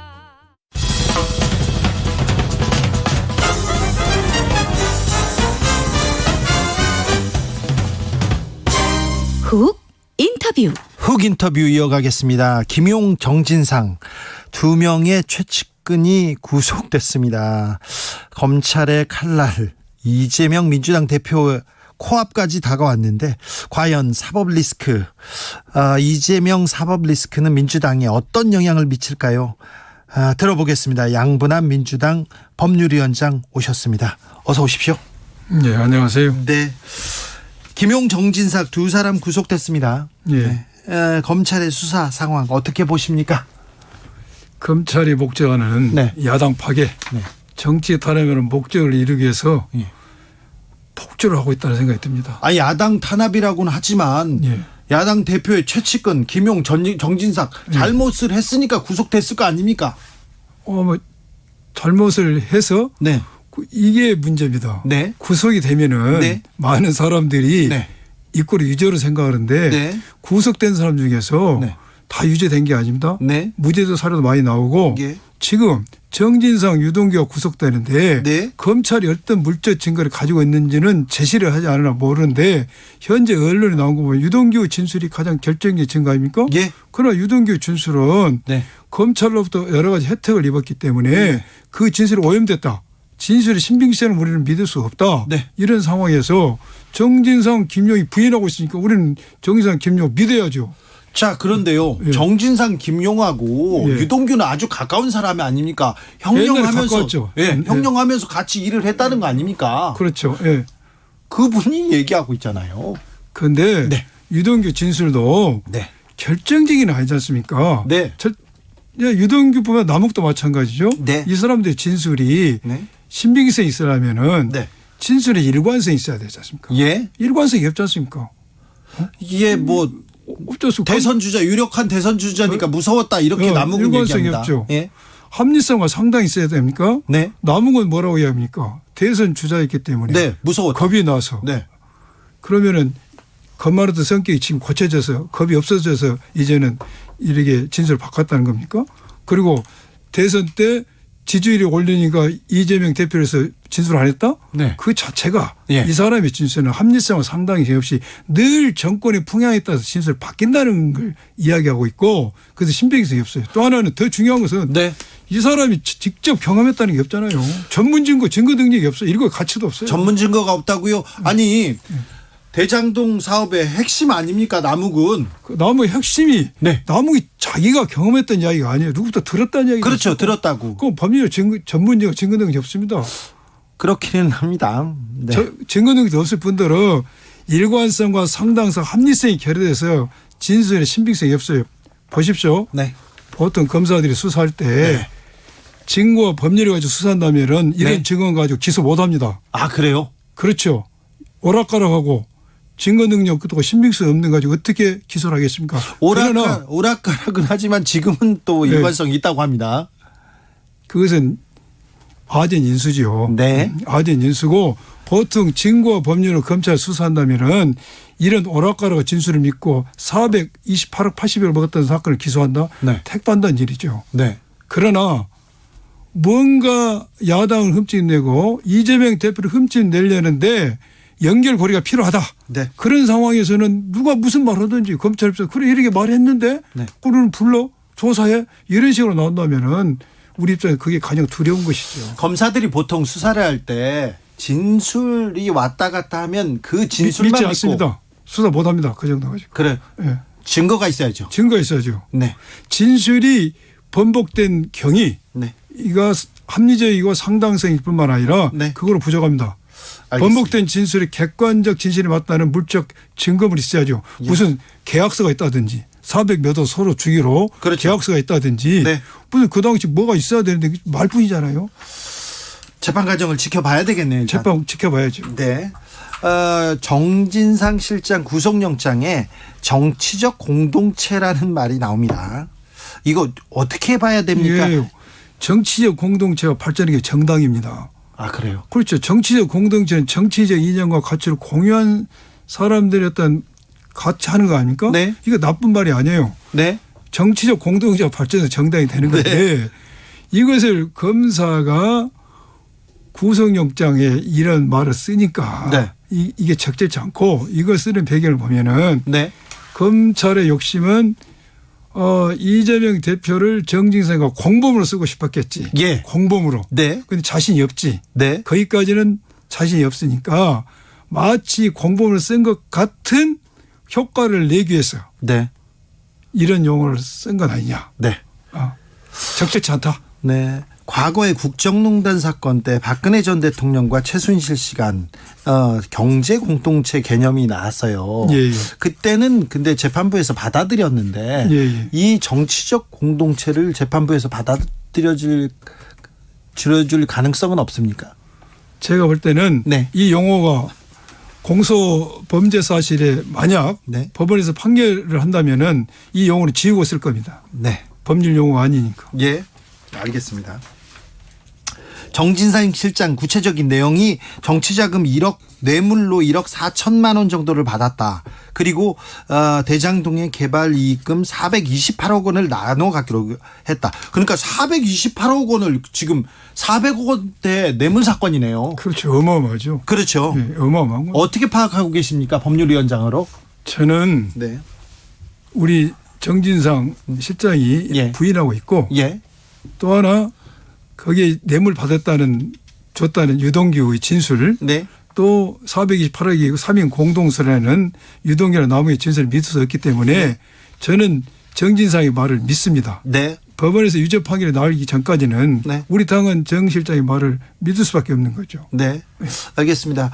구속영장에 지금 정 실장과 이 대표 정치적 공동체로 규정했습니다. 예, 예. 정치적 공동체. 네. 그 말이 정치적으로 쓰면 나쁜 말이 아니다니까요. 알겠습니다. 정치적으로. 네. 정치적 공동체가 정당인 거예요. 그런데 네, 이거 알겠어요. 검사가 이걸 공범으로는 못 쓰고 법률 용어는 아니라는 거죠. 그렇죠. 예. 네. 공동정범이란 얘기를 쓰고 싶은데 못 써서 이렇게 자신이 없는 거죠. 증거도 없고. 자신이 없어서 이 말을 썼다. 저는 그렇게 생각이 들어요. 네, 알겠습니다.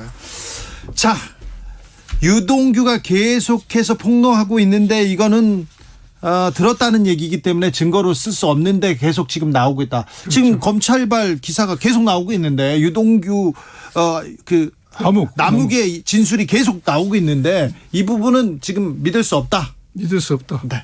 자, 남욱보다 더 중요한 사람이 지금 김만배라는 거는 그렇죠. 맞죠. 김만배가 오늘 풀려납니다. 오늘 밤에 풀려납니다. 김만배가 입을 열면 이거는 파장이 클 것이다. 이렇게 예상되는데요. 그럴 겁니다. 네. 김만배가 지금 천하동인의 1호의 소유자는 김만배지 않습니까? 그렇죠. 형식상. 네. 이 사람이 제일 중요하지 않습니까? 네. 이 사람이 나와서 그래 남욱하고 유동규 말이 맞다. 이거 엄청난 파장력이 있을 겁니다. 네. 그러나 우리가 여기서 간과해서는 안 될 것이 파장력이 크다고 해서 신빙성도 크다고 보면 안 됩니다. 네. 사람들이 그걸 착각할 수 있는데 그렇죠. 파장력이 크다. 네. 이 사람들이 신빙성이 있다. 신빙성이 크다고 하면 안 되고 김만배가 남욱과 유동규의 말이 맞다고 했을 게 엄청난 파장력이 있겠지만은 신빙성은 나는 제로로 봐요. 그래요? 예, 김만배가 지금까지 줄곧 자기 거로 주장을 했지 않습니까? 근데 몸이 풀려나니까 그게 내 것이 아니고 사명공동 이거 말이 됩니까? 그 일관성이 있냐 이것이. 상당성 합리성이 있냐 이것이. 일관성이 없기 때문에 신빙성도 떨어진다. 네. 그리고 이것을 어떻게 증거로 쓰겠냐 이것이지. 증거로 쓸 만큼 신빙성이 본인이 얘가 증거로 쓸 수가 있는데 증명력, 신빙성이 없다는 거지. 검사 이런 말을 어떻게 기소하겠습니까? 아무튼 지금 남욱 변호사가 계속 얘기했던 게 천화동은 1호 지분이 이재명 시장실 지분이라는 걸 알고 있었다. 들었다. 시장 측에 전달됐다. 이렇게 얘기를 하고 있는데 이 얘기는 아마 김만배나 유동규한테 들었다는 거죠. 네. 그런데 유동규나 김만배도 파장은 크지만 신빙성이 떨어지기 때문에 그렇죠. 믿을 수 없다. 이렇게 보시는 거죠. 이미 유동규의 진술은 그렇게 지금 파장이 크진 아니고 김만배의 진술이 파장이 크겠지만은 신빙성은 매우 떨어질 것이다. 네. 그런데 유동규하고 남욱하고 김만배는 비슷한 얘기를 할 가능성이 높은 것 같은데요. 그렇죠. 그렇죠. 예. 네. 왜 그럴까요? 왜 입장이 바뀌고 왜 지금 이재명 대표를 공격하기 시작했을까요? 자기들이 보호할 게 많죠. 보호할 게? 보호할 게 많지 않습니까? 네. 돈 지켜야 되고. 돈도 지켜야 되고. 구속되기도 싫고. 검찰이 목줄을 치고 있잖아요. 네. 이런 마당에서 자기들은 아무래도 검찰 쪽으로 유리하게 진술할 수 없는 그런 상황에 놓인 거 아닙니까? 법정에서 말을 바꾸면 위증을 하면 처벌받을 수 있습니다. 그런데 남욱이 야 떳떳하다면 위증죄로 고발해라 이렇게 얘기를 하더라고요. 위증죄요? 네. 그거 처벌받도 벌금 몇 푼에 불과합니다. 그래요? 네. 그거 갖고 구속되지 않습니다. 그러나 남욱 입장에서는 진술이 번복되면서 자기 진술의 번복됨을 담보하기 위해서는 무슨 말을 못 하겠습니까? 얼마나 그런 걸 할 수 있는 것이죠. 아무튼 구속에서 이제 풀려난 다음부터 이렇게 입을 이렇게 계속 열기 시작하잖아요. 계속. 그렇죠. 검찰과의 거래 가능성 이 얘기가 계속 흘러나오는데 얼마 전에 저희 증거인멸 교사 그 자백 자수서를 썼는데 법원에서 그렇게 판단했으니까 검찰이 딜을 한 것처럼 보인다. 그럼 굉장히 의미 있는 그 멘트입니다. 법원에서. 그렇죠. 뭐 좀 어느 정도 명확하니까 판사가 그런 얘기를 했겠죠.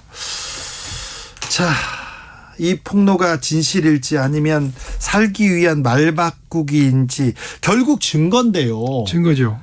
증거 지금 검사들이 안 내놓고 숨기고 있는 거 아닙니까? 재판에다 내놓으려고. 없어서 안 내는 것인지 있는데도 안 내는지는 지켜봐야 할 문제인데 어찌 됐든 검찰은 번복된 진술이 객관적으로 맞다는 물증을 제시하지 못할 경우에는 상당한 후폭풍을 받을 것이고 수사의 정당성이 일 겁니다. 말만 가지고 수사를 했다면 그게 법정에서 이제 입증이 되겠죠. 객관적 증거를 제시하지 못하고 번복된 진술만 가지고 공소유지를 한다면은 이 수사는 모든 게 정당성을 잃게 됩니다.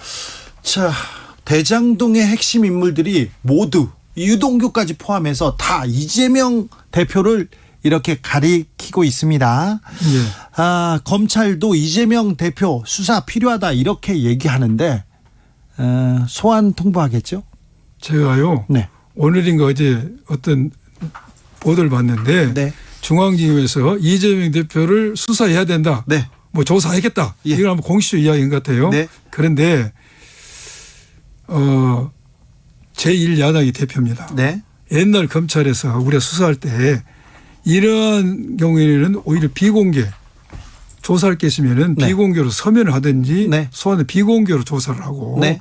언론에서 이런 대표를 조사하냐고 엄청난 질문이어도 네. 옛날에 검찰 답변 안 해줬습니다. 그래요. 안 해줬어요. 모든 그런데- 걸 다 조사하고 그렇죠. 비공개 조사하고 혐의가 인정됐을 때 네. 언론에 알리는 게 우리 검찰이 해왔어요. 이게 최소한의 야당 대표 A 아닙니까? 그런데 왜 그럴까요? 그런데 그러게 하니까 의심을 받는 거죠. 그렇게 하니까 그러게 정치적이다. 하니까 정치적인 의심을 받는 거죠. 그렇습니까? 그렇죠. 근데 야당 대표 정도 부르려면 예. 그게 담당 부장, 차장 이 선에서 결정할 수 있는 내용이 아니지 않습니까? 지검장 아니면 총장, 장관 다 보고 있을 거 아닙니까? 예. 야당도 조그마한 야당이 아니잖아요. 네. 그렇죠. 그렇죠. 네. 예. 그 다른 뭐 이런 식으로 예. 최소한도 예의도 지키지 않고 네. 이걸 언론에 흘리고 네. 마치 죄가 있는 것처럼 여러모로 한 거 아닙니까? 네. 그리고 망신 주는 거지. 망신 죽입니까? 그렇죠. 불러서 조사하겠다. 이거 자체가 망신 주는 거죠. 죄가 있는 것처럼 인식을 시키는 거지. 그러니까 의심을 받는 거예요. 조사할 일 있으면은 네. 비공개로 얼마든지 조사 확인할 수 있지 않습니까? 네. 서면을 하든 소환을 하든. 옛날 우리 검찰이 그랬어요. 그렇습니까? 예. 지난번 제가 2003년에 대선 자금 수사할 때도요. 네. 주요한 사람들 네. 언론에 공개하지 않았습니다. 소환 여부를. 네. 비공개로 다 조사하고 그랬어요. 조사하고 그냥 나중에 알려주거나. 나중에 알려주고 그랬어요. 그렇죠. 어제 출연한 정성호 의원께서 이재명 대표 수사 한동훈 장관이 수사 지휘하는 것으로 봐야 한다. 예. 이런 취지의 말씀을 하셨는데 어떻게 보십니까? 장관이 지휘하겠죠. 그렇습니까? 그렇죠. 이 정도 장관은 사안이면. 법무검찰의 모든 걸 책임지는 사람 아닙니까? 네. 그러면 지금 이 정치적 이렇게 공격, 정치적 수사를 한동훈이 지휘하고 있다 이렇게 보십니까? 그럼 누가 지휘를 하겠습니까? 알겠습니다. 네. 장관이 지휘하러 누가 한다는 겁니까? 자, 그러면 공개적으로 소환을 요청할 수도 있어요. 지금 상황을 보면. 예. 그러면 어떻게 하십니까? 이재명 대표를 소환한다. 네. 나가야 마냐는 네. 우리 대표께서 본인이 결정해야 되겠지만은 네. 뭐 많은 고민을 하시겠죠. 근데 네. 나가서 이걸 자기의 무고함을 이렇게 국민들 앞에 뭐 떳떳이 알리는 것도 뭐 좋은 방법이지 않냐. 네, 알겠습니다. 나가는 것도 좋은 방법이다. 체포 동의안 제출 가능성도 있으나 그건 또 정치적으로 판단할 부분이고. 체포 만약 이 소환 통보를 했는데 네. 우리 대표께서 출석을 하면은 체포 동의안은 의미가 없는 거 아닙니까? 네. 그런데 만약 안 나가셨을 경우에는 체포 동의안을 검찰할 수도 있겠지. 네. 할 수도 있겠죠. 그렇죠. 그래서 만약 국회에서 이것이 기각이 되면은 이제 야당 탓을 하겠죠. 예. 오늘 정진상 실장 구속 적부심이 있는데요. 예. 어떻게 보십니까? 어떻게 예상하시는지요? 제가 판사가 아니라 네. 어떻게 내올지는 모르겠습니다. 이 부분은요? 예. 이 부분은 넘어가겠습니다. 그러면 그런데요. 민주당에 지금 사건들이 한두 개가 아닙니다. 노웅래 의원 관련 사건은 당에서는 어떻게 파악하고 계십니까? 노웅래 의원 사건에 대해서도 노웅래 의원 본인이 네. 나는 무고하다고 밝혔습니다. 네. 우리 당은 의원의 말을 믿어야 되고 네. 또 하나는 노웅래 의원을 수사 중인 그 부서가 네. 김건희 여사 주가 조작 사건 담당 부서잖아요. 예. 그 사건은 지금 수사를 안 하고 네. 종결을 안 진 상태에서 노웅래 의원을 수사를 하고 있다. 네. 이거 상당히 의미 있는 상황이거든요. 네. 이것만 보더라도 편파적이지 않냐. 알겠습니다. 야당 탄압 아니냐. 네. 이런 생각을 떠쳐볼 수 없다는 거지. 송영길 전 민주당 대표는 선거법 위반 혐의로 검찰에 송치됐습니다. 예. 네. 출국 금지 가능성 얘기도 나오는데 그건 너무 나간 것 같고요. 예. 그리고 검찰에서 속보로 노영민 취업 청탁 의혹 강제 수사 착수했다. 압수수색 돌입했다 이렇게 나오는데 민주당에 이게 한 건이 아니고 많은 건들이 오네요. 야당 이러다 죽게 생겼습니다 지금. 그래요? 야당이 지금 민주당이 다 잘못한 거 아닙니까? 잘못했으니까 검사가 움직이는 거 아닙니까? 수사를 받는다 해서 잘못한 게 아니죠. 네. 법원에서 유죄 판결 나기 전까지는 저도 수사는 많이 받았어요. 다 문제 받았어요. 그렇죠. 네. 그런데 맞아요. 그러기 때문에 피의 사실을 공표한다거나 수사 상황을 확정적인 현상에서 공표한다는 건 엄청나게 당사자한테 피해가 가는 것이죠. 그래서 그 부분이 정치적이다 이렇게 얘기하시는 거죠. 정치적인 것이죠. 네. 유죄도 안 났는데 막 이걸 알려면 당사자는 어떻게 되겠습니까? 네. 유죄를 확증하고 증거를 하고 증거를 내 보이고 그렇죠. 저 재판에서 증명해야지 자꾸 언론한테 흘린다. 언론 흘리면 안 된다 이거죠. 알겠습니다. 김용 부원장, 정진상 실장은 오늘 당직을 이제 사의하겠다, 사의 표명을 했습니다.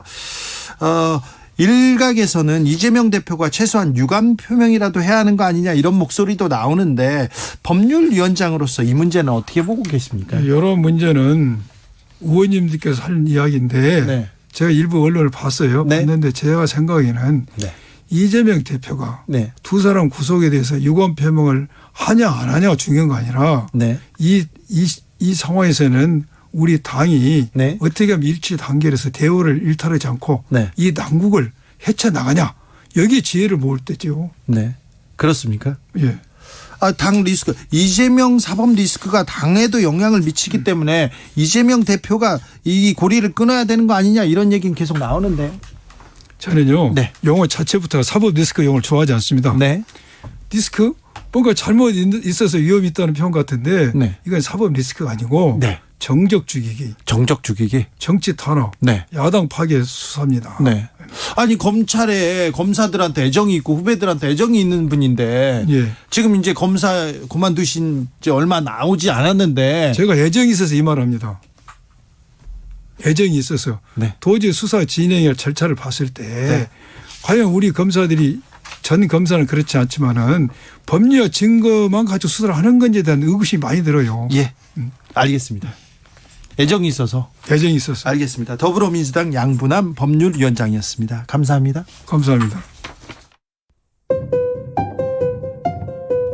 정치 피로, 사건 사고로 인한 피로, 고달픈 일상에서 오는 피로.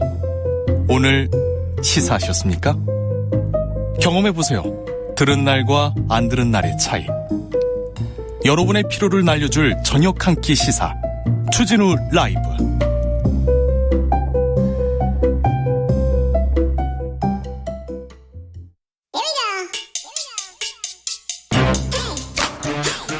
세상을 향한 진지한 고민, 과학과 수다. 추진우 라이브에서 아주 어렵게 과학 선생님 한 분 모셨습니다. 과학 커뮤니케이터라고 불리는데요. 이선호 엑소쌤 모셨습니다. 안녕하세요. 네, 반갑습니다. 과학 커뮤니케이터 엑소쌤입니다. 엑소쌤 반갑습니다. 네, 반갑습니다. 네, 처음 뵙겠습니다. 네, 과학 공부를 좋아하셨어요? 사실 뭐 과학이 대중분들은 노잼, 수학 과학이 이제 재미없다라는 거. 재미없죠. 그래서 그거를 이게 재미없는 게 아니고 재밌는데 그런 것들을 좀 재밌게 쉽고 재밌게 알려주기 위해서 제가 원래는 이제 과학자였거든요. 과학자를 이제 거기서 이제 대중 쪽으로 와서 이렇게 쉽게 설명해 준다. 그렇게 과학이 이 생활과 우리 삶과 이렇게 직결되는 문제고 어렵지 않다. 맞습니다. 과학자셨어요? 어떤 분야 이렇게? 저는 그 동물 장기를 사람한테 이식을 하는 연구라던가 또는 뭐 줄기세포가 분비하는 물질이 사실 뭐 사람도 이렇게 얘기하고 끝나고 나서도 따로 이제 얘기하자면서 뭐 메신저로 얘기하고 편지를 보내기도 하잖아요. 근데 우리 세포도 새끼손가락에 있는 세포가 발가락에 있는 세포로 얘기하고 싶으면은 편지를 써요. 그래서 그 편지를 잘 택배에 포장해서 보내는데 그 보내는 물질 이름이 엑소좀이거든요. 그래서 제가 그 연구를 한 13년 정도 했고 그래서 그 앞글자를 따서 제가 과학 커뮤니케이터 엑소쌤으로 활동을 시작하게 됐고. 그래서 과학으로 커뮤니케이션 하겠다. 커뮤니케이터. 맞습니다. 알겠습니다. 자, 오늘 첫 번째 강의 좀 선생님 때문에 지금요 흥미가 진진해졌어요. 좋습니다. 좋습니다. 어떤 얘기 해주시겠습니까? 오늘 제가 준비한 거는 사실 이제 그 추억의 과학, 또는 기억의 과학. 그래서 그게 뭐냐면 저는 추억이 있죠. 과학에. 졸려요. 하기 싫어요. 이게 밥 먹여줍니까? 이런 얘기인데. 알겠습니다. 그런 이제 과학에 대한 트라우마의 기억보다는 우리가 사실 어릴 때 하면 대부분 기억이 잘 안 날 거예요. 네. 주진우 DJ님께서도 엄청 어릴 때 기억 잘 안 나잖아요. 잘 안 나죠. 근데 그래도 가끔 살다가 어릴 때 특정 기억이 날 때가 있거든요. 있죠. 네. 언제 4살 때 뭐 했던 기억들. 네. 그리고 형이랑 어디 갔던 기억들 그런 기억 납니다. 맞아요. 어떤 냄새도 기억납니다. 가끔. 오늘 제가 준비한 게 그거거든요. 아, 그래요? 우리가 가끔 어릴 때나 수십 년 전에 기억이 날 때가 가끔 있는데 주로 그때 겹치는 상황이 뭐냐면 특정 나만의 그 추억의 음악을 들었을 때 네. 또는 특정 냄새를 맡았을 때 네. 갑자기 그 과거로 돌아가거든요. 아, 그렇죠. 그래서 이게 진짜 과학적인 그런 게 있을까? 네. 그래서 저는 사실 음악 관련해서도 과학적인 내용이 있고요. 예. 냄새를 맡았을 때도 과거로 돌아가는 그 과학적인 그 방법들이 있거든요. 이게 과학의 영역입니까? 네, 과학의 영역입니다. 그렇습니까? 네. 이거 그냥 그 소설가들이 영화에서나 네. 지나가다 쉬 낯선 여자에게서 샴푸 냄새가 나와서 그냥 이렇게 가는 거 그렇게 만드는 거 아닙니까? 근데 이게 정말 대단하신 게 예. 일단 제가 음악 냄새 하나하나씩 설명을 드릴 건데 네. 냄새가 날 때 과거로 돌아간 것 같은 효과를 이제 프루스트 효과라고 하거든요. 네. 근데 그 효과가 실제로 프랑스 작가 마르셀 프루스트의 소설 중에서 네, 네. 잃어버린 시간을 찾아서에서 그 나이를 굉장히 많이 먹은 주인공이 예. 홍차에 적신 이 마들렌 과자 냄새를 맡는 순간 네. 정말 어릴 때 그 맛있었던 마들렌 그때 그 기억이 확 떠오르면서 네. 그때로 확 돌아간 듯한 기억이 그 소설 속의 장면으로 나오거든요. 네. 그걸 보고 과학자들이 이 냄새를 맡았을 때 특정 과거 기억이 나는 거를 프루스트 효과라고 하자. 예. 이렇게 명명을 지었어요. 그렇죠. 프루스트 작가 유명하죠. 네. 이게 과학적인 얘기군요. 네, 과학적인 맥락이 있죠. 실제로 그렇습니까? 실제로 그래요. 네. 그래서 사실 왜 그렇게 냄새를 맡았을 때 가끔은 특정 과거로 기억이 돌아가냐? 네. 우리 오감 중에서 네. 뭐 시각이랑 미각, 촉각, 청각 이런 감각들은 네. 신기하게도 이 되뇌로 자극이 전달되는데 전달되기 전에 이제 검문소 하나를 거쳐요. 네. 시상이라 그래서. 그래서 한번 가공 과정을 거쳐서 자극이 전달되는데 우리 냄새 맡을 때 후각은요. 네. 신기하게도 검문소를 안 거치고 예. 그러니까 바로 그냥 급행으로 그 후각 피질로 딱 전달이 되거든요. 아, 예. 바로 전달이 돼요. 네. 직관적으로. 네. 향수가 향이 그랬던 것도 있어요. 네, 맞아요. 저는 술을 못 먹는데요. 네. 제가 알고 지내는 할머니 할아버지들이 계세요. 네. 근데 그분들이 와인을 좀 배워봐 그러는데 맛이 없어요. 얘기를 했는데 이거 좋은 와인인데 지금 향을 한번 맡아봐. 나중에 이 와인을 다시 만났을 때 이 향이 생각날 거야. 그 얘기를 했는데 아이고 그런 게 어딨어요. 그런데요. 네. 진짜 생각나더라고요. 그게 바로 프루스트 효과인데요. 그래요. 그럼 왜 그게 기억이 나냐면 네. 이 후각이 전달되는 뇌 부위가 신기하게도 기억을 저장하는 부위가 편도체라고 있는데 네. 거기랑 연결이 돼 있는 거예요. 예. 다시 말하면은 결과적으로 우리가 뭔가 냄새를 맡게 되면은 그 상황의 기억과 감정이 함께 이제 묶음으로 저장이 되는 거예요. 예. 결과적으로 우리가 특정 냄새가 나면은 그때의 감정이나 상황이나 기억들이 한 번에 떠오르는 이유가 예. 결과적으로 냄새를 자극하는 뇌 부위랑 기억을 저장하는 뇌 부위가 연결돼 있기 때문에. 그래요. 그래서 한 세트로 저장이 된다. 네. 라고 생각하시면 될 것 같아요. 수학 공식을 냄새로 이렇게 외울 수도 없고 5145님 영화에서 나오는 타임머신 같은 게 나오기 전까지 음악이 그 시절 그때로 순간 이동시켜주는 최고의 수단인 것 같아요. 이런 얘기도 합니다. 너무 훌륭하신 말씀이시고 그리고 또 한 분께서 이제 수학 공부할 때 과학 공부를 할 때 냄새 맡으면서 하면 더 기억이 잘 나냐라고 또 물어볼 수도 있는데 안타깝게도 우리가 이런 기억은 두 가지 기억이 있거든요. 네. 명시적 기억이랑 그다음에 암묵적 기억이 있는데 네. 우리가 뭔가 어릴 때 놀고 뭐 체험하고 그런 것들은 암묵적 기억이고 네. 명시적 기억은 우리가 막 억지로 외우는 것들 있잖아요. 네. 그런 명시적 기억은 사실 냄새랑은 그 연결이 안 돼 있어요. 그렇죠. 암묵적 기억, 그러니까 우리가 체험하고 뭔가 여자친구랑 손잡고 그때 냄새 맡았던 거나 음악 네. 들었던 거 그런 것들은 잘 이게 연결이 되기 때문에 그렇죠. 기억이 난다. 그런 건 기억나죠. 맞아요. 아이 뭐 여자친구하고 무슨 일 기억나죠. 네. 근데 뭐 공식이나 뭐 외우라고 했던 거는요 시험 끝나면 다 잊어버려요. 맞아요. 그게 사실 이제 명시적 기억이라서 그런 것들은 제가 말씀드린 냄새나 음악이랑은 연결이 안 된다 그래요. 알겠습니다. 네. 중요한 건데 이게 연결이 안 되는군요. 그리고 관련된 이거를 뒷받침해줄 만한 연구 결과도 있는데 네. 사실 이제 인지신경 과학자 중에서 한 분이 어떤 실험을 했어요. 사람들을 데리고 네. 어떤 사람들은 사진을 쫙 보여주고 이 사진을 기억해봐. 예. 다른 그룹에서는 사진을 보여줄 때 다양한 냄새들을 맡게 해줬어요. 네. 그러면 첫 번째 그룹에 비해서 두 번째 그룹이 더 기억을 잘할까 못할까요? 냄새를 같이 추가로 줬을 때. 잘할 것 같은데요. 맞아요. 네. 많이 잘합니까? 많이 잘해요. 아, 그래요? 그래서 이게 뭐 실제로 실험적으로도 증명이 됐다. 이 냄새랑 특정 뭔가 상황이나 이런 장면을 기억할 때 연결시켜서 저장을 하면은 더 기억이 잘 오래 간다라고 네. 볼 수 있는 거죠. 네. 거기까지는 알아들었습니다. 여기까지는 선생님 얘기. 기억의 과학 흥미롭고 공감이 갑니다. 5405님께서 저는 국민학교 때 우리 아버지 겨드랑이 냄새 너무 좋아했어요. 네. 그 이후에 누군가에게 혹은 어디선가 그 내음이 나면 우리 아버지 떠오른답니다. 이런 얘기합니다. 이거 뭐 약간 추억의 과학이라고 네. 제가 소개를 드렸잖아요. 네. 적절한 또 댓글을 달아주셨네요. 네. 김주리님 신선한 강의입니다. 과학 좋아하는 우리 아이 들으라고 하고 싶은데 시험 기간이라 아쉽네요. 얘기. 아이고. 시험 끝나고 유튜브에서 찾아 들으시면 됩니다. 네, 엑소쌤입니다. 네. 자, 네. 강의 이어가겠습니다. 그리고 사실 냄새 하면은 더 신기한 게 이게 단순히 한 세대에서 끝나는 게 아니고 세대를 뛰어넘어서 이 냄새랑 기억이 같이 유전이 되는 경우도 있거든요. 그래요? 그게 뭐냐면은 냄새 유전이라고요? 냄새가 유전이 돼요. 호호. 이게 뭐냐면 이제 많은 인류가 특정 냄새를 맡았을 때 예를 들어서 타는 냄새. 네. 또는 뭐 독이든 고약한 냄새. 네. 이런 것들은 굳이 후손들이 똥인지 된장인지 먹어보고 판단을 하면은 굉장히 그 위험성이 크니까 네. 이게 유전이 돼서 굳이 그런 것들은 똥인지 된장인지 안 먹어봐도 이 냄새로 미리 위험을 감지할 수 있게 예. 그런 냄새들은 본능적으로 피하게끔 그래요? 유전까지 된다 그래요. 신기하네요. 네, 신기하죠. 이것도 과학적인 내용이에요. 이 과학적인 내용입니다. 네. 그럼 두 번째 파트로 네. 그럼 이제 음악도 여러분들 추억의 음악 들으면은 가끔 어릴 때나 그 첫사랑이 떠오르거든요. 네. 저 같은 경우는 이제 뭐 프리스타일의 Y라던가 네. 이명정 씨의 사랑은 봄비처럼 네. 이별은 겨울비처럼. 네. 혹시 주진우 DJ는 첫사랑을 떠오르게 하는 노래가 있습니까? 네. 저는 노래 뭐 추억이 많습니다. 많습니다. 네. 새벽에 들으면 갑자기 그 학창 시절에 그녀가 떠오르고 그건 왜 그럴까? 그것도 굉장히 신기한 게 네. 우리가 뭔가 음악을 듣는다는 거는 이 청각 피질이 자극이 되거든요. 예. 그런데 우리가 그냥 아무 소리 또는 소음을 듣는 것도 똑같이 청각 피질을 자극을 해요. 예.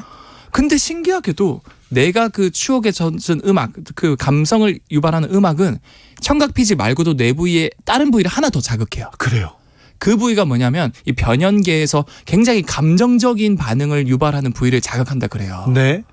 근데 여러분 기억을 저장할 때 가장 촉매 역할을 가장 잘해주는 게 바로 감정적인 상태일 때거든요. 네.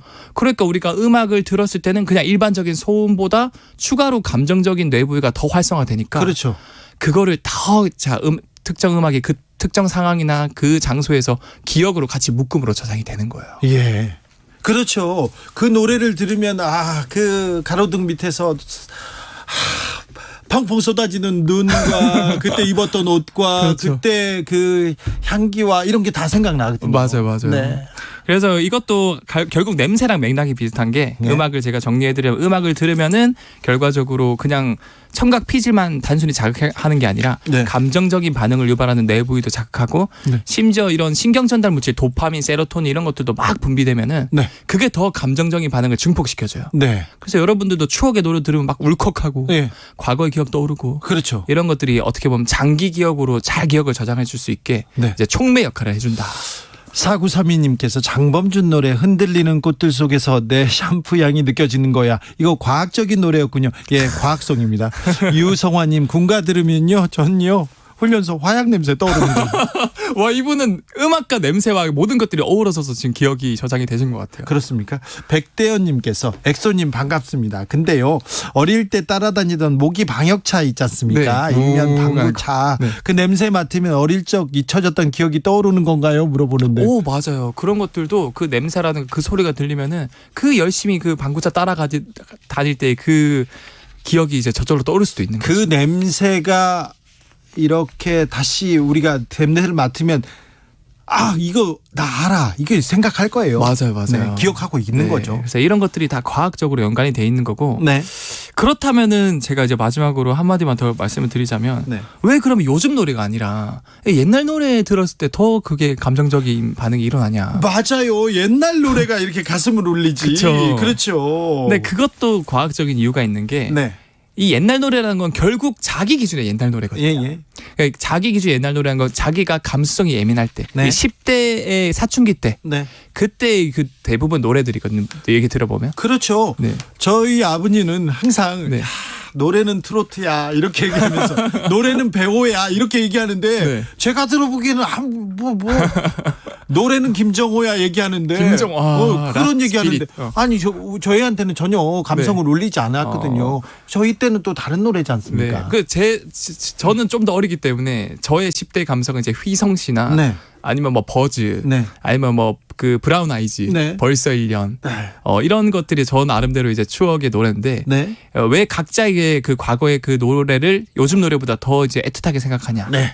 왜냐하면 10대 때는 이 뇌 신경들이 굉장히 폭발적으로 만들어지고 네. 심지어 사춘기 호르몬들이 폭발하거든요. 네. 이런 것들이 우리 뇌를 무의식적으로 야 지금 이 시기 되게 중요해. 네. 이런 경험들 새로운 경험들 되게 중요하니까 잘 기억해.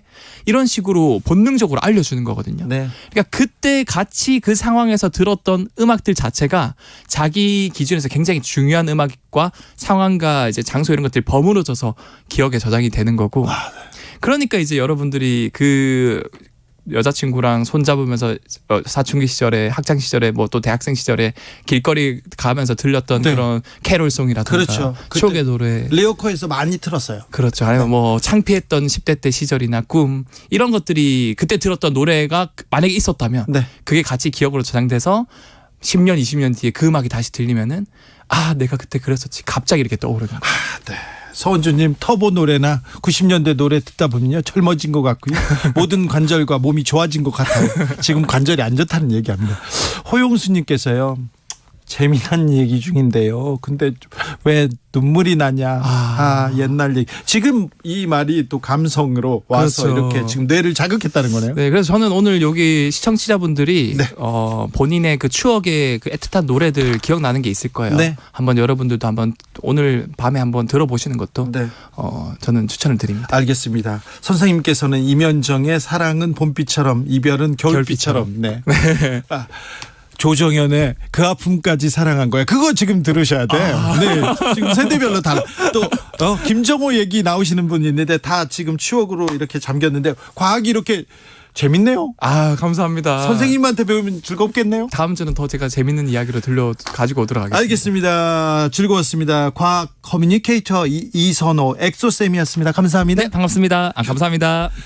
교통정보센터 다녀올게요. 정현정 씨. 연일 예년 기온을 웃돌면서 큰 추위는 없지만 일교차는 10도 안팎으로 크게 나면서 아침 저녁으로는 공기가 무척 쌀쌀하니까요. 감기 등 환절기 질환에 걸리지 않도록 체온 조절에 신경 써주시기 바랍니다. 퇴근길 도로 상황입니다. 먼저 경부고속도로 서울 방향은 안성휴게소에서 동탄분기점까지 11km가량 정체고요.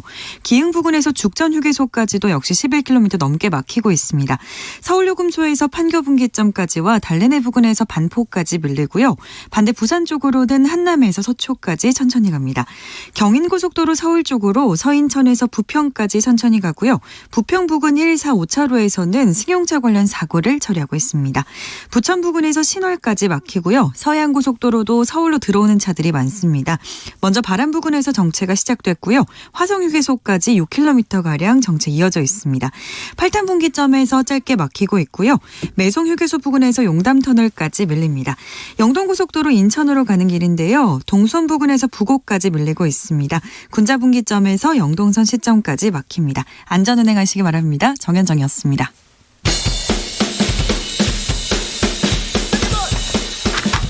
틱탁 틱탁 틱탁 현란한 입담의 환상 드리블 오늘 이 뉴스를 주목하라 이슈 티키타카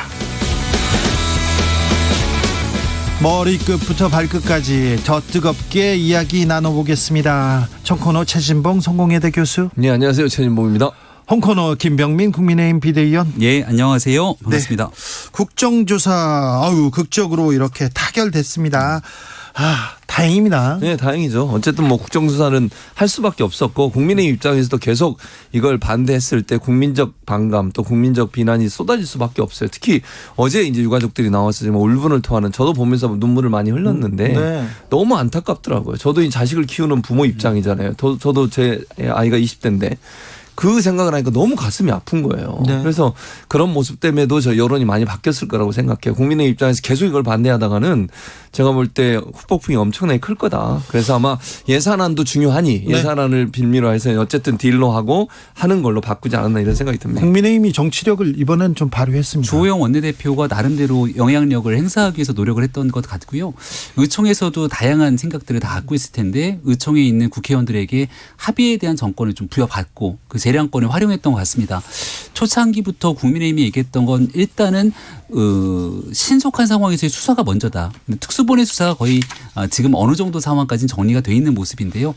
예산안 처리 끝나고 국조가 들어가게 되면 수사 마무리 시점과 맞물려서 국정조사가 들어가게 되는 시간적 타이밍이 아마 맞을 겁니다. 애당초부터 진상 규명하고 철저한 규명에 따라서 재발 방지 대책 세우게 되는 그 원칙에 대해서는 늘 확고하게 가져갔기 때문에 잘된 결정이라고 생각합니다. 아니 이런 참사가 일어났는데 참사 원인도 못 밝혀 책임자 규명도 못해 누가 또 사과도 제대로 안 해 정치권은 뭐 하고 있냐 이렇게 계속 국민의 원성이 컸잖아요. 그럼요. 그래서 지금 10월 29일부터 한 달 정도 가까운 시간이 지나지 않았습니까? 그래서 민주당이 손을 많이 놓고 있었지만 국민의힘에서 조사특위를 발동을 해서 민주당이 손을 놓고 저도 조사특위 위원으로 그동안 용산 김병민을 비롯한 국민의힘만 지금 열심히 했다고요? 열심히 노력을 해서 해왔던 부분들도 있습니다. 네. 이제 이런 내용들을 다 차곡차곡 정리해서 관련된 내용들을 이제 국정조사를 인수인계를 넘겨갖고 국정조사에서 또 열심히 활동할 수 있도록 하고요. 이 부분에서는 진상규명엔 여야가 없는 건데 자칫 잘못 이게 또 정쟁으로 흘러갈 수 있는 요소들이 있기 때문에 그 부분에 대한 우려를 했던 거거든요. 네, 이렇게 여야가 합의를 통해서 국조를 했던 만큼 이제 뭐 생중계도 할 거고 지켜보시면서 정쟁으로 흐르지 않고 진상규명 철저한 부분에 본질에 어긋나지 않도록 국민들이 지켜보실 것 같습니다. 민주당이 계속 국정조사하자.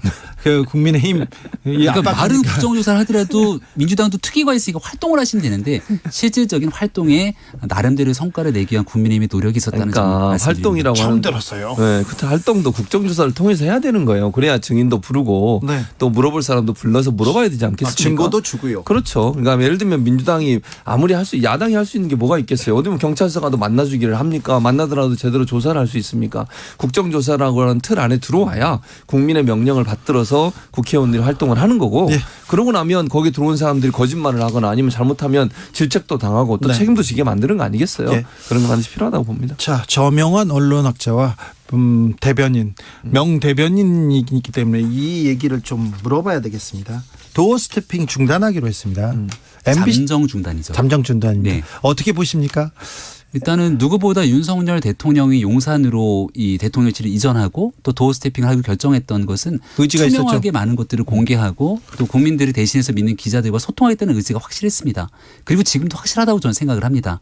근데 이제 본질적인 의미에서의 소통과 도어 스태핑을 하면서 내가 생각했던 부분들과 조금 다른 방식으로 흘러가는 데에 대한 아쉬움들을 갖고 있지 않았을까 이런 생각이 듭니다. 이건 뭐 모든 쪽에서 가지고 있었어요. 예, 그래서 이쪽 저쪽에서 이렇게 가는 게 맞는 거냐는 지적들도 있었기 때문에 특히나 그 해외 순방을 마치고 돌아오고 나서 하고 싶은 많은 얘기들이 있었겠죠. 또 국민을 대신해서 묻는 기자들 입장에서도 MBC 기자가 MBC 얘기만 물을 것이 아니라 정상회담을 마치고 돌아왔던 성과에 대한 내용들 또 예를 들어서 빈살만이랑 만나고 났을 때 여기에 대한 의미 있는 내용들이 많이 있지 않습니까?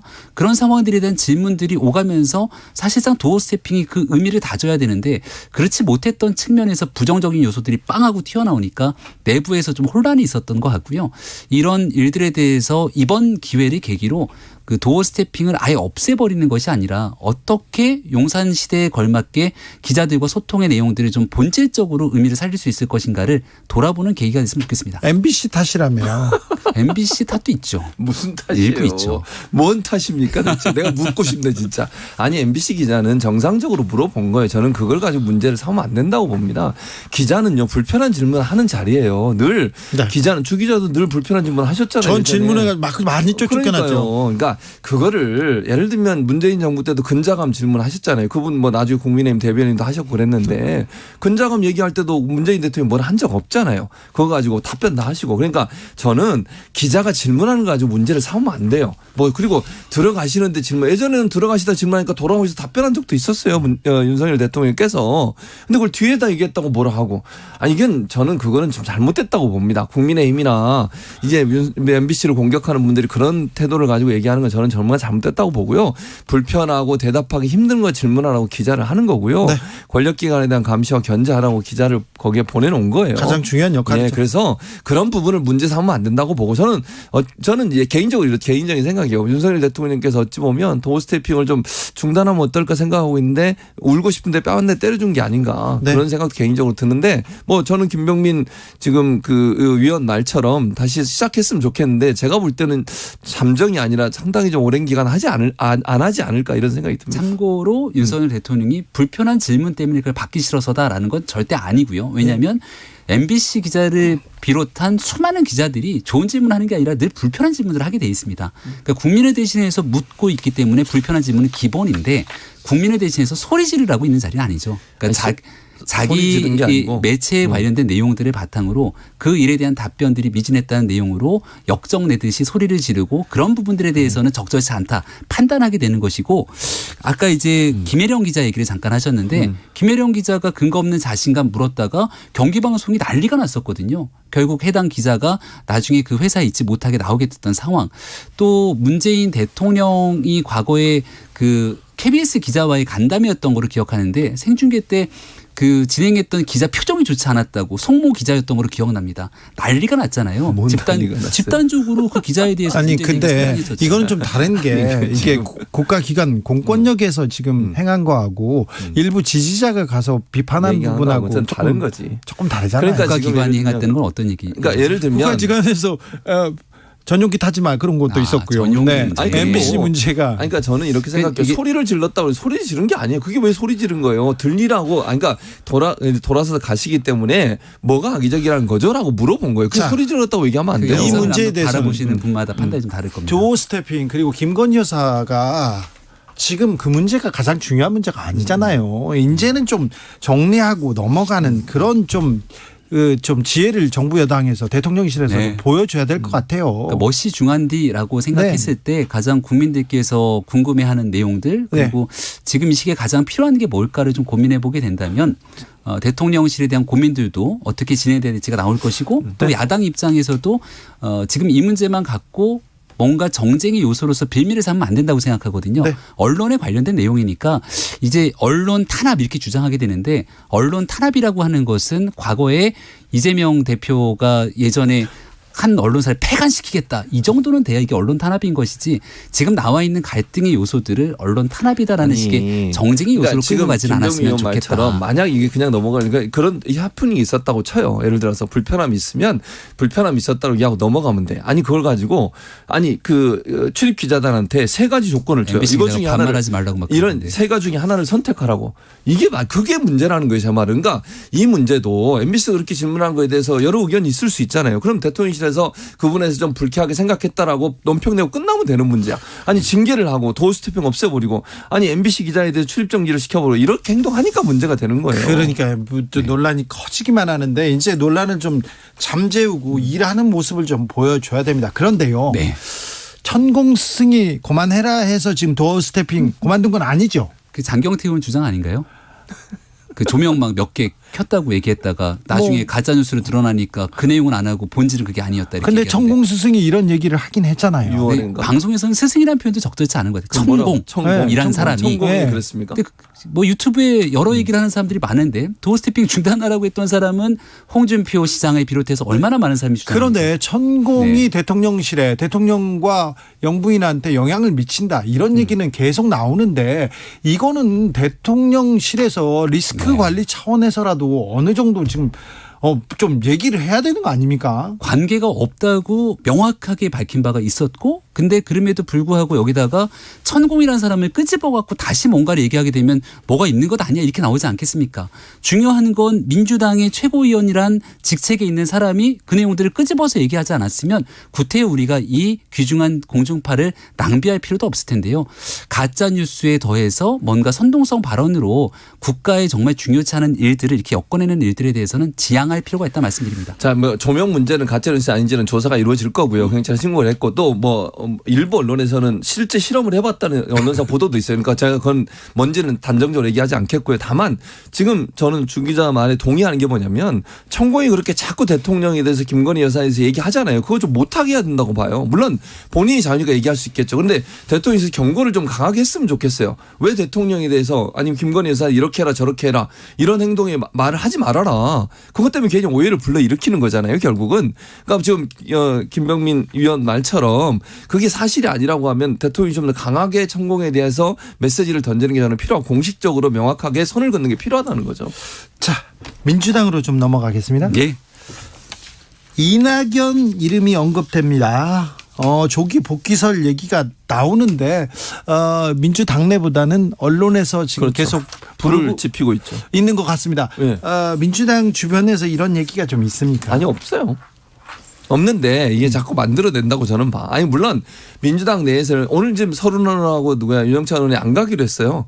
이 민항현 전 대표께서도 온다 얘기 안 했고 관계 없다고 얘기했고 선을 완전히 그었습니다. 근데 자꾸 이런 얘기가 나오게 되는 것이 언론이 이런 부분을 만들어내는 게 아닌가 하는 개인적인 생각이에요. 왜냐하면 민주당 내 분란을 일으켜가지고 총선 앞두고서 민주당이 뭔가 좀 문제가 있고 또 이재명 대표 관련해서 여러 가지 수사가 진행되는 부분에 대해서 그걸 계기로 해서 뭔가 분열을 시키려는 어떤 세력들이 있지 않나는 생각이 들어서 좀 안타깝다는 생각이 듭니다. 많은 언론의 보도인데 언론들이 민주당을 분열시키려고 하는 세력은 아니라고 저는 생각을 합니다.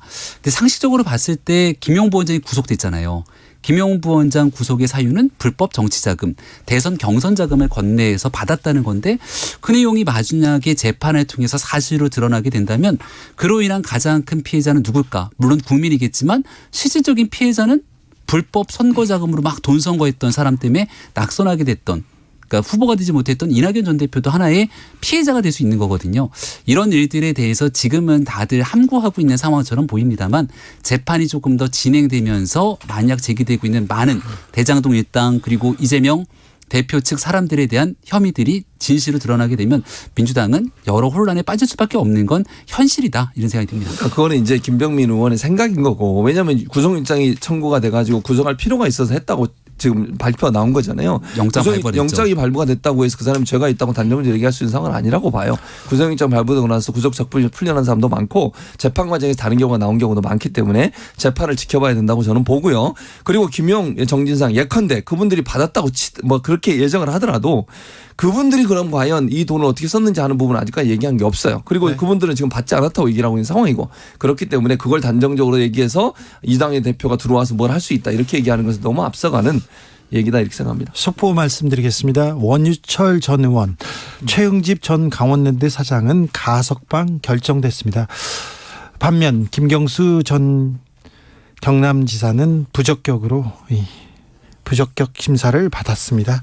원유철 전 의원은 뇌물죄, 그리고 그다음에 최응집 전 강원랜드 사장은 부정채용 의혹으로 이렇게 구속됐었는데 가석방 결정됐습니다. 김경수 전 지사는 부적격이랍니다.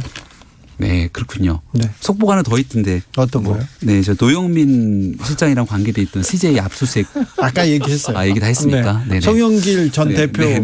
수사도 한다는 거 얘기했어요. 네, 여러 가지로 뭐 정치권이 복잡한 것 같습니다. 의원도 수사한다고. 저는 그래서 민주당 내에서 이렇게 내부적인 문제를 일으키려고 하는 분들 이거 잘 보셔야 돼요. 지금 왜 검찰이 민주당 의원들을 줄줄이 또 문재인 정부의 사람들을 줄줄이 수사하고 있는지 하는 부분들 깊이 고민하시면서 보시기 바랍니다. 최진봉, 김병민 두 분 감사합니다. 네, 감사합니다. 저는 내일 오후 5시 5분에 돌아옵니다. 지금까지 주진우였습니다. 물로 인한 재난 피해 중